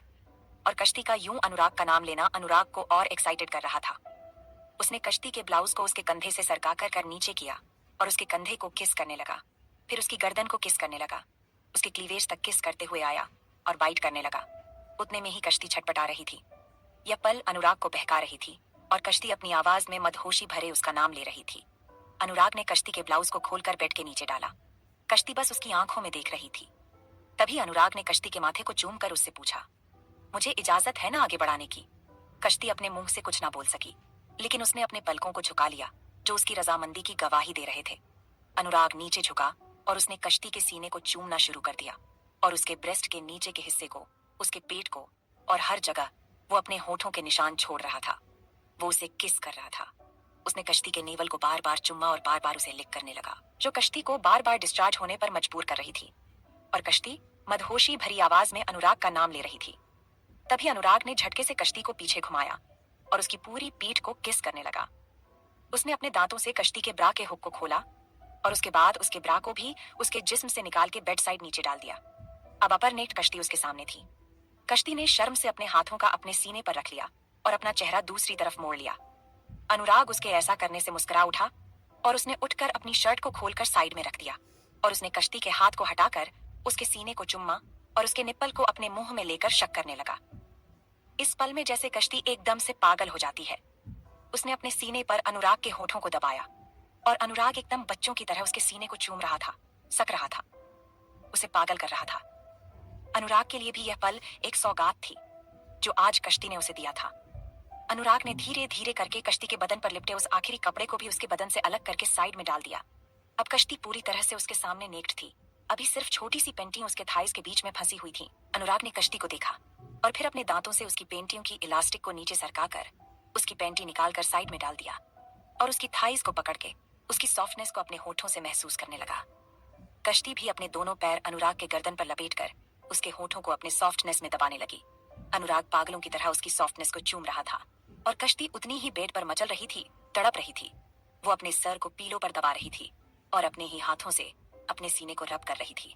अनुराग को यह महसूस हो रहा था कि उसकी हार्डनेस अब पूरी तरह से हार्ड हो चुकी है। अनुराग कश्ती के ऊपर से उठा, उसने अपने पेंट और अंडरवियर खोल के नीचे रखे और उसने अपने हार्डनेस को पकड़कर कश्ती की सॉफ्टनेस पर रखा और धीरे धीरे उसके अंदर उतरने लगा। कश्ती को दर्द तो बहुत हुआ, लेकिन उसने अपने होठों को कस के आपस में दबा दिया और उसने अपनी दोनों मुट्ठी से चादर को कस के पकड़ लिया, जिससे वो अपने दर्द को कंट्रोल कर सके। कुछ ही देर में अनुराग के होंठ उसे अपने होठों पर महसूस हो रहे थे, क्योंकि अनुराग जानता था कि कश्ती को दर्द होगा। इसलिए जैसे ही उसने अपने हार्डनेस को उसके सॉफ्टनेस में उतारा, उसने फट से अपने होंठ कश्ती के होठों पर रख दिया ताकि वो उसे किस करते हुए उसके दर्द को कम कर सके। अभी अनुराग बस कश्ती के ऊपर लेटा हुआ था। कुछ पल बाद जब कश्ती को अपना दर्द कम होता हुआ महसूस हुआ, तो उसने अनुराग के बालों को सहलाया, जिससे अनुराग को यह पता चल गया कि अब कश्ती रेडी है, उसका दर्द कम हो चुका है। तो अनुराग ने अपने हार्डनेस को मूव करना शुरू कर दिया। अनुराग धीरे धीरे खुद को कश्ती के अंदर बाहर कर रहा था और उसे यह चीज इतने सालों बाद करने में, वो भी अपनी मोहब्बत के साथ, उसे बहुत अच्छा लग रहा था। वैसे तो अनुराग की लव मैरिज हुई थी उसकी फर्स्ट वाइफ के साथ, लेकिन जो प्यार उसे आज कश्ती से मिल रहा था, वो प्यार शायद उसे पहले नहीं मिला था। और कश्ती की भी उसके हस्बैंड के साथ लव मैरिज थी, लेकिन उसके साथ भी ऐसा ही था कि उसे वो प्यार उसके हस्बैंड से नहीं मिला था। लेकिन कहते हैं ना, दो टूटे हुए लोग एक दूसरे को बेइंतहा मोहब्बत देते हैं। वैसे ही आज कश्ती और अनुराग दोनों ही एक दूसरे को बेइंतहा प्यार दे रहे थे। अनुराग खुद को कश्ती के अंदर उतार रहा था। करीब 1.5 घंटे के बाद, कश्ती को हर पोजीशन में प्यार करने के बाद, अनुराग को महसूस हुआ कि वो अब डिस्चार्ज हो जाएगा। और इतनी देर में कश्ती कई बार डिस्चार्ज हो चुकी थी। अनुराग कश्ती के अंदर ही डिस्चार्ज हुआ और उसी के ऊपर लेटा रहा। कश्ती प्यार से उसके बालों को सहला रही थी। उसने अपने ही मन में अनुराग के बालों को सहलाते हुए कहा, थैंक यू अनुराग, मेरी जिंदगी में आने के लिए, मुझे यह प्यार देने के लिए। मैं प्यार पाने के लिए तरस गई थी, लेकिन आपके आने के बाद मुझे जो प्यार मिला है, मैं इसके लिए आपका जितना शुक्रिया करूं उतना कम है। उसने ऊपर उठकर अनुराग के माथे को चूम लिया। अनुराग जो रिलैक्स हो रहा था, उसने कश्ती को देखा और उसने भी उसके माथे को चुम्मा। वो साइड में हुआ और उसने कश्ती को अपने ऊपर लिया और उसके माथे को अपने सीने से लगाते हुए बोला, अब सो जाओ, थक गई हो ना। कश्ती ने उसके सीने को चूमते हुए कहा, थकी तो हूँ, लेकिन इस लम्हे के लिए आपका शुक्रिया अदा करना चाहती हूँ। यह कहकर कश्ती ने अनुराग के होठों पर सॉफ्ट सा किस किया और फिर से उसके सीने पर अपना सर रखकर उसने अपनी आंखें बंद कर ली। वही अनुराग भी इस पर बहुत खुश था। उसने प्यार से कश्ती के बालों को सहलाया और उसने अपनी आंखें बंद कर दी। दोनों इस वक्त एक दूसरे की बाहों में नींद की खुमारी में जा रहे थे।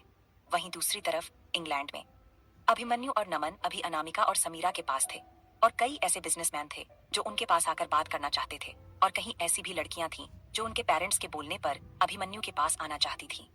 लेकिन अनामिका को उसके साथ देखकर किसी की हिम्मत नहीं हो रही थी और अभिमन्यु का ऑरा अभी कोई ऐसा वैसा नहीं था कि कोई भी आकर उससे कुछ भी कह सकता था। वही जैक, वो अभी बाहर ही किसी से फोन पर बात कर रहा था। ये कोई और नहीं मार्क था जिससे जैक फोन पर बात कर रहा था। मार्क ने जैक को फोन किया था।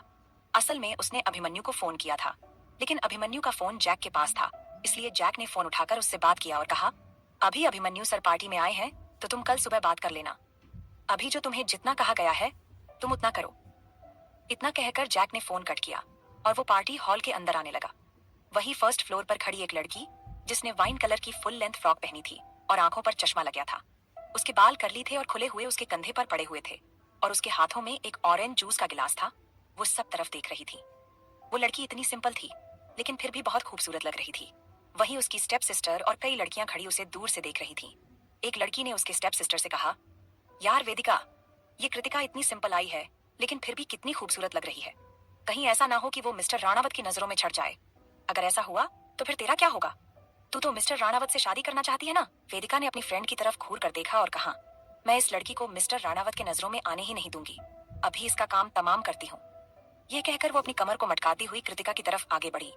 वहीं कृतिका, जो रेलिंग के सामने खड़ी ऑरेंज जूस पीते हुए सबको नीचे पार्टी एंजॉय करते देख रही थी, उसे अचानक से पीछे से धक्का लगा, जिससे वो संभाल नहीं पाई और वो रेलिंग के पीछे फर्स्ट फ्लोर से गिरने लगी। उसके मुंह से एक जोरदार चिक निकली। आहा! और सबकी नजरें ऊपर गईं। सब उसे नीचे गिरते हुए देखकर एकदम हैरान हो गए। मिस्टर डिसूजा, जिनकी बेटी कृतिका है, वो एकदम से उसे बचाने के लिए उसकी तरफ भागे। इससे आगे जानेंगे कि आगे इस कहानी में क्या होगा, लेकिन उसके लिए आप सबको सुननी पड़ेगी मेरी ये कहानी, जिसका नाम है हर डेंजरस विलन। वहीं कृतिका, जो रेलिंग के सामने खड़ी ऑरेंज जूस पीते हुए सबको नीचे पार्टी एंजॉय करते देख रही थी, उसे अचानक से पीछे से धक्का लगा, जिससे वो संभाल नहीं पाई और वो रेलिंग के पीछे फर्स्ट फ्लोर से गिरने लगी। उसके मुंह से एक जोरदार चिख निकली, आह, और सबकी नजरें ऊपर गई। सब उसे नीचे गिरते हुए देखकर एकदम हैरान हो गए। मिस्टर डिसूजा, जिनकी बेटी कृतिका है, वो एकदम से उसे बचाने के लिए उसकी तरफ भागे, लेकिन तब तक वो ऑलमोस्ट नीचे गिरने ही वाली थी। लेकिन अचानक से उसके पैर में पहने सैंडल के बेल्ट झूमर में फंस गए और वो उल्टा लटक गई, और एक तरफ से हवा के बाहों में बहते हुए वो दूसरी तरफ आई, और दूसरी तरफ उल्टी लटके हुए उसके होंठ किसी के होठों से जा टकराए।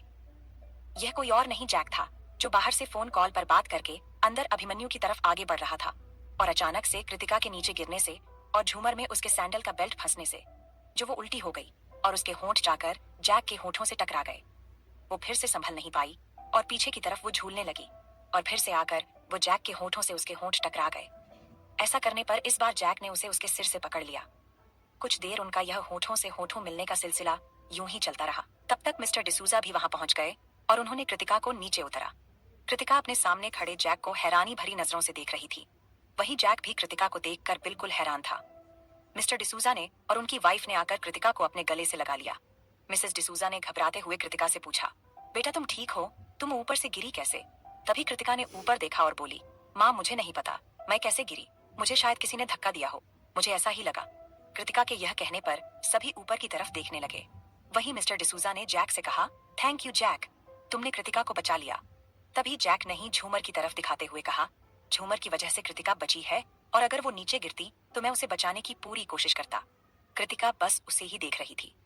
कृतिका और जैक दोनों ही एक दूसरे को पहचान चुके थे, क्योंकि दोनों पहले फ्लैट में एक दूसरे से मिल चुके थे। जैक आगे बढ़कर अभिमन्यु और नमन के पास चला गया। नमन ने उसके कंधे को थपथपाते हुए कहा, एंट्री तो बहुत अच्छी ली, और भगवान ने भी तुम्हारे साथ ये जो खेल रचा है ना, बहुत अच्छा रचा है। लड़कियां से हमेशा से दूर भागते रहते थे ना, अब देखो किसी के होठों से उसकी लिपस्टिक चुरा कर आ रहे हो तुम। नमन की यह बात सुनकर जैक ने अपने होंठ पर उंगली फेरी तो उसके होठों पर पिंक कलर की लिपस्टिक लगी हुई थी। जैक ने वापस से कृतिका की तरफ देखा, जो मैसेज डिसूजा के साथ खड़ी उसे ही देख रही थी। अभिमन्यु ने जैक से कहा, तुम दोनों की नजरों को देखकर ऐसा लग रहा है जैसे कि तुम दोनों एक दूसरे को पहले से जानते हो। सच में जानते हो एक दूसरे को पहले से? तभी जैक ने उसे बताया, जिस दिन हम इंग्लैंड आ रहे थे उसी दिन वो भी शायद इंडिया से इंग्लैंड आ रही थी, और उसे प्रॉब्लम हो रही थी उसके सीट पर, तो उसने अपना सीट हमारे केबिन में रिक्वेस्टली मांगा था। तब नहीं पता था कि वो मिस्टर डिसूजा की बेटी है, मैंने बस ऐसे ही हेल्प कर दी थी। तभी नमन ने कहा, अब तुम्हारी जिंदगी में किसी की एंट्री हो रही है, बस इससे दूर मत भागना, तुम हमेशा तो हर जगह से दूर भाग जाते हो। अभिमन्यु बार बार कृतिका को देख रहा था और वो समझने की कोशिश कर रहा था कि ऐसे अचानक तो कोई ऊपर से नीचे नहीं गिरेगा या कूदेगा।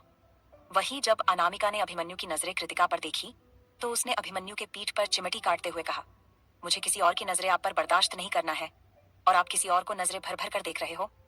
रात को रूम में एंट्री चाहिए या नहीं? अनामिका ने जैसे ही कहा कि रात को रूम में एंट्री चाहिए या नहीं, अभिमन्यु उसे हैरानी से देखने लगा, और वो चुपचाप से अनामिका के बगल में जाकर उसकी कमर में हाथ डालकर खड़ा हो गया, और उसने कहा, रूम में एंट्री चाहिए, मैं तुम्हारे बिना बाहर नहीं सोने वाला। हाँ, अगर तुम मेरे साथ टेरेस में चलकर सो गई तो ठीक है, कोई बात नहीं, लेकिन अकेले में बिल्कुल नहीं सोने वाला। अभिमन्यु की इस हरकत को देखकर नमन एकदम हैरान था कि जो शख्स इतना स्ट्रिक्ट हुआ करता था वो अपनी बीवी के सामने ऐसे बिहेव कर रहा है। नमन उसे देख रहा था। तभी अभिमन्यु ने उसका चेहरा अपनी 2 उंगलियों से समीरा की तरफ करते हुए कहा, मेरी बीवी को नहीं, अपनी बीवी को देख। अब नमन समीरा को देख रहा था, जो उसे भी घूर रही थी। तभी नमन ने कहा, मैं किसी को नहीं देख रहा, और ना ही मेरा किसी और को देखने का इरादा है, तुम काफी हो। नमन के मुंह से सडनली ये निकलने पर समीरा बस उसे देखते ही रह गई। तभी वो फूड स्टॉल की तरफ चली गई और अनामिका उसके पीछे जाने लगी, तो अभिमन्यु ने कहा, तुम दोनों जाकर टेबल पर बैठो, हम तुम्हारे लिए खाना ले आते हैं। वहीं जैक इन सब से बेखबर था, क्योंकि उसकी नजरें तो सिर्फ बस कृतिका पर लगी हुई थीं, जो उसे ही देख रही थी। कृतिका और जैक दोनों ही एक दूसरे की नजरों में खुद के अक्स को ढूंढ रहे थे। कृतिका उससे दूर खड़ी अपनी मॉम के पास जैक को देखते हुए अपने मन में बोली, यह वही है जिन्होंने उस दिन फ्लाइट में मेरी मदद की थी, लेकिन यह यहाँ क्या कर रहे हैं डैड के साथ? तभी उसे याद आया कि अभी अभी उसकी और जैक की एक्सीडेंटल किस हो गई थी, जो अनएक्सपेक्टेड था। वो ऊपर से अचानक गिरी और झूमर पर लटक कर उसके होंठ जा लगे जैक के होठों से।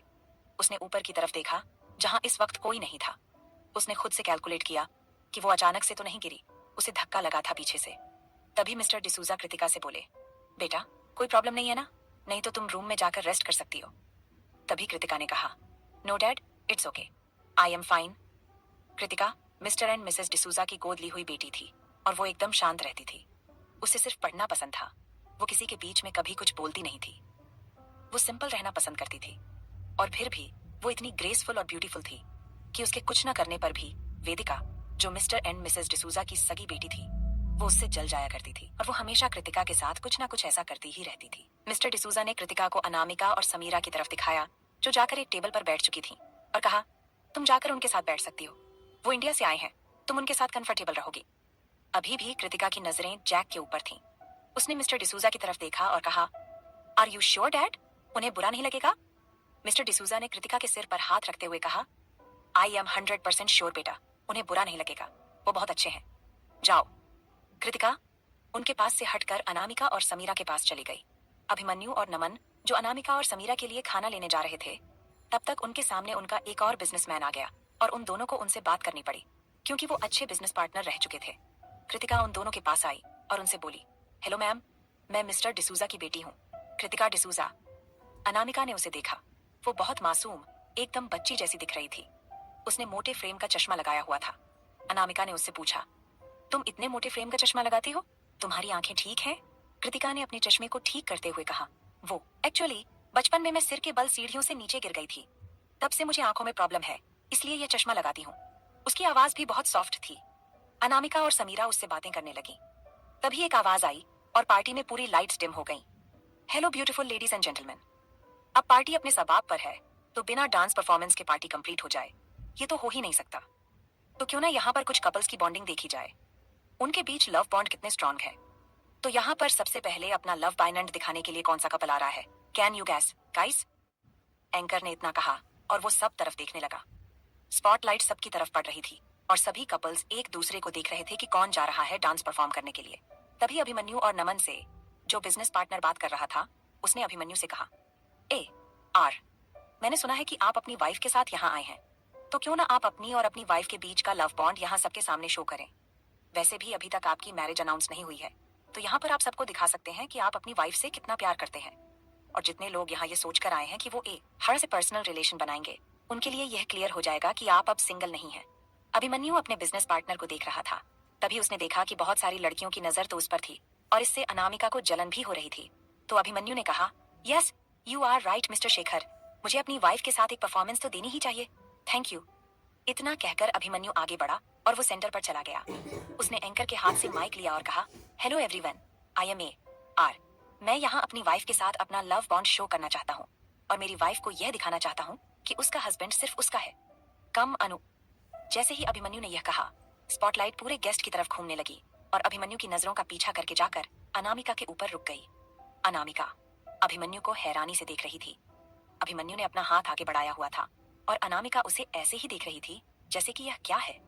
तभी समीरा ने अनामिका से कहा, जाना, बुला रहे हैं अभिमन्यु सर। अनामिका धीरे कदमों से आगे बढ़ी और वो जैसे ही सेंटर पर आई, अभिमन्यु ने अपने हाथ की तरफ इशारा किया, जैसे कि वो उसके हाथ को पकड़ने के लिए कह रहा है। अनामिका ने अपना हाथ उसके हाथ रखा और वैसे ही अभिमन्यु ने उसे खींचकर अपनी बाहों में समेट लिया और उसकी कमर पर अपने हाथ मजबूत करते हुए उससे बोला, वाइफी, हमारे बीच का लव बॉन्ड दिखाना है ना? अनामिका के अभिमन्यु के पास आने से एंकर ने डीजे को म्यूजिक ऑन करने के लिए कहा और बाकी जितने गेस्ट थे सभी अपने अपने चेयर पर जाकर बैठ गए। म्यूजिक स्टार्ट हुआ। कह दो ना वो सनम, तेरे हैं तेरे हम। इस गाने पर अभिमन्यु और अनामिका एक दूसरे से दूर हुए। अभिमन्यु ने अपने हाथ को अनामिका की तरफ बढ़ाया। अनामिका ने उसके हाथ को पकड़ा तो अभिमन्यु ने उसके हाथ को खींचकर उसे अपने पास किया और उसे राउंड घुमाकर उसकी पीठ को अपने सीने से लगाकर अपने हाथ को उसके कंधे से नीचे से सरकाते हुए उसके पेट पर ले जाकर दोनों हाथ को मिला दिया और उसकी कमर को अपनी तरफ खींचा। इस पर अनामिका अपने सर को नीचे झुकाए जैसे कि उसके पूरे बाल फ्लोर को छू रहे हों और फिर झटके से वो ऊपर उठी तो उसके बाल अभिमन्यु के चेहरे पर पड़े और अनामिका को अभिमन्यु ने जो उसका हाथ राउंड में पकड़ा था वो घुमा दिया, जिससे अनामिका घूमकर उससे थोड़ी दूर हुई। फिर अनामिका नीचे झुकी और उसने अपने पैर से लेकर पूरे कंधे तक अपने हाथ को ऊपर उठाया और वो राउंड घूमने लगी, जिस पर अभिमन्यु पीछे गया और 1 बाय 1 स्टेप लेकर गाने की लिरिक्स को दोहराते हुए वो अनामिका के पास आया अनामिका उसके राउंड घूमकर उसके पास आई, उसके पीछे मुड़ी और उसने उसके कंधे पर अपना हाथ रखा और उसके फेस पर इस वक्त इतनी खूबसूरत सी स्माइल थी जो अभिमन्यु ने देखने के लिए अपना सर पीछे किया हुआ था। उनके सिर्फ इस स्टेप को देखकर वहां पर हो हल्ला मच गया। सभी उठ उठ कर ताली बजाने लगे और जिन्हें यह पता नहीं था कि अभिमन्यु ऑलरेडी शादीशुदा है, वो सभी अनामिका और अभिमन्यु के इस बॉन्ड को देखकर अंदर तक कुड़ गए थे, जलकर राख हो गए थे। जैसे कुछ को तो यकीन ही नहीं हो रहा था कि अभिमन्यु राणावत यानी कि AR ऑलरेडी मैरिड है और जो उनकी शादीशुदा जिंदगी में खुशियां देखना चाहते थे, उन्हें साथ में देखना चाहते थे, वो इस पल को खुशी से एंजॉय कर रहे थे। वहीं नमन ने समीरा के हाथ को पकड़ लिया था और जैक अभी कृतिका के पास खड़ा था। कृतिका की नजरें बस जैक को ही घूर रही थीं। अभिमन्यु ने अनामिका के हाथ को पकड़कर उसे अपने आगे किया तो अनामिका उसके पास खड़ी हो गई। उसने अपने स्टेप्स पीछे लिए और अचानक अभिमन्यु के हाथ से डाउन हुई और वापस से सर्कल मोड में ऊपर आई, फिर से डाउन हुई और वापस से ऊपर आई और इस बार दोनों साथ में नीचे बैठ गए और दोनों साथ में ऊपर उठे। अभिमन्यु के होठों पर बड़ी सी स्माइल थी और वहीं अनामिका अभिमन्यु के साथ इस पल को जी रही थी। तभी अभिमन्यु ने अनामिका के हाथ को पकड़ा और उसे गोल घुमाकर झटके से ऊपर उठाया और उसे अपने कंधे पर बैठाकर राउंड घूमने लगा। फिर उसने उसे नीचे उतारा और फिर उसे गोल घुमाकर एक पोज में अनामिका को नीचे झुकाया और वो उसके ऊपर झुकता चला गया। अनामिका का एक पैर उठा हुआ था और अभिमन्यु के हाथ अनामिका की कमर पर थे और एक उसके सर के पास। इस पोज में अभिमन्यु ने अपने सर को नीचे झुकाकर अनामिका के माथे को चूम लिया था, जिस पर अनामिका ने अपनी आंखें बंद की थीं और साथ ही पूरी जोर जोर से तालियों की आवाज आने लगी थी। इससे आगे जानेंगे कि आगे इस कहानी में क्या होगा, लेकिन उसके लिए आप सबको सुननी पड़ेगी मेरी ये कहानी जिसका नाम है हर डेंजरस विलन।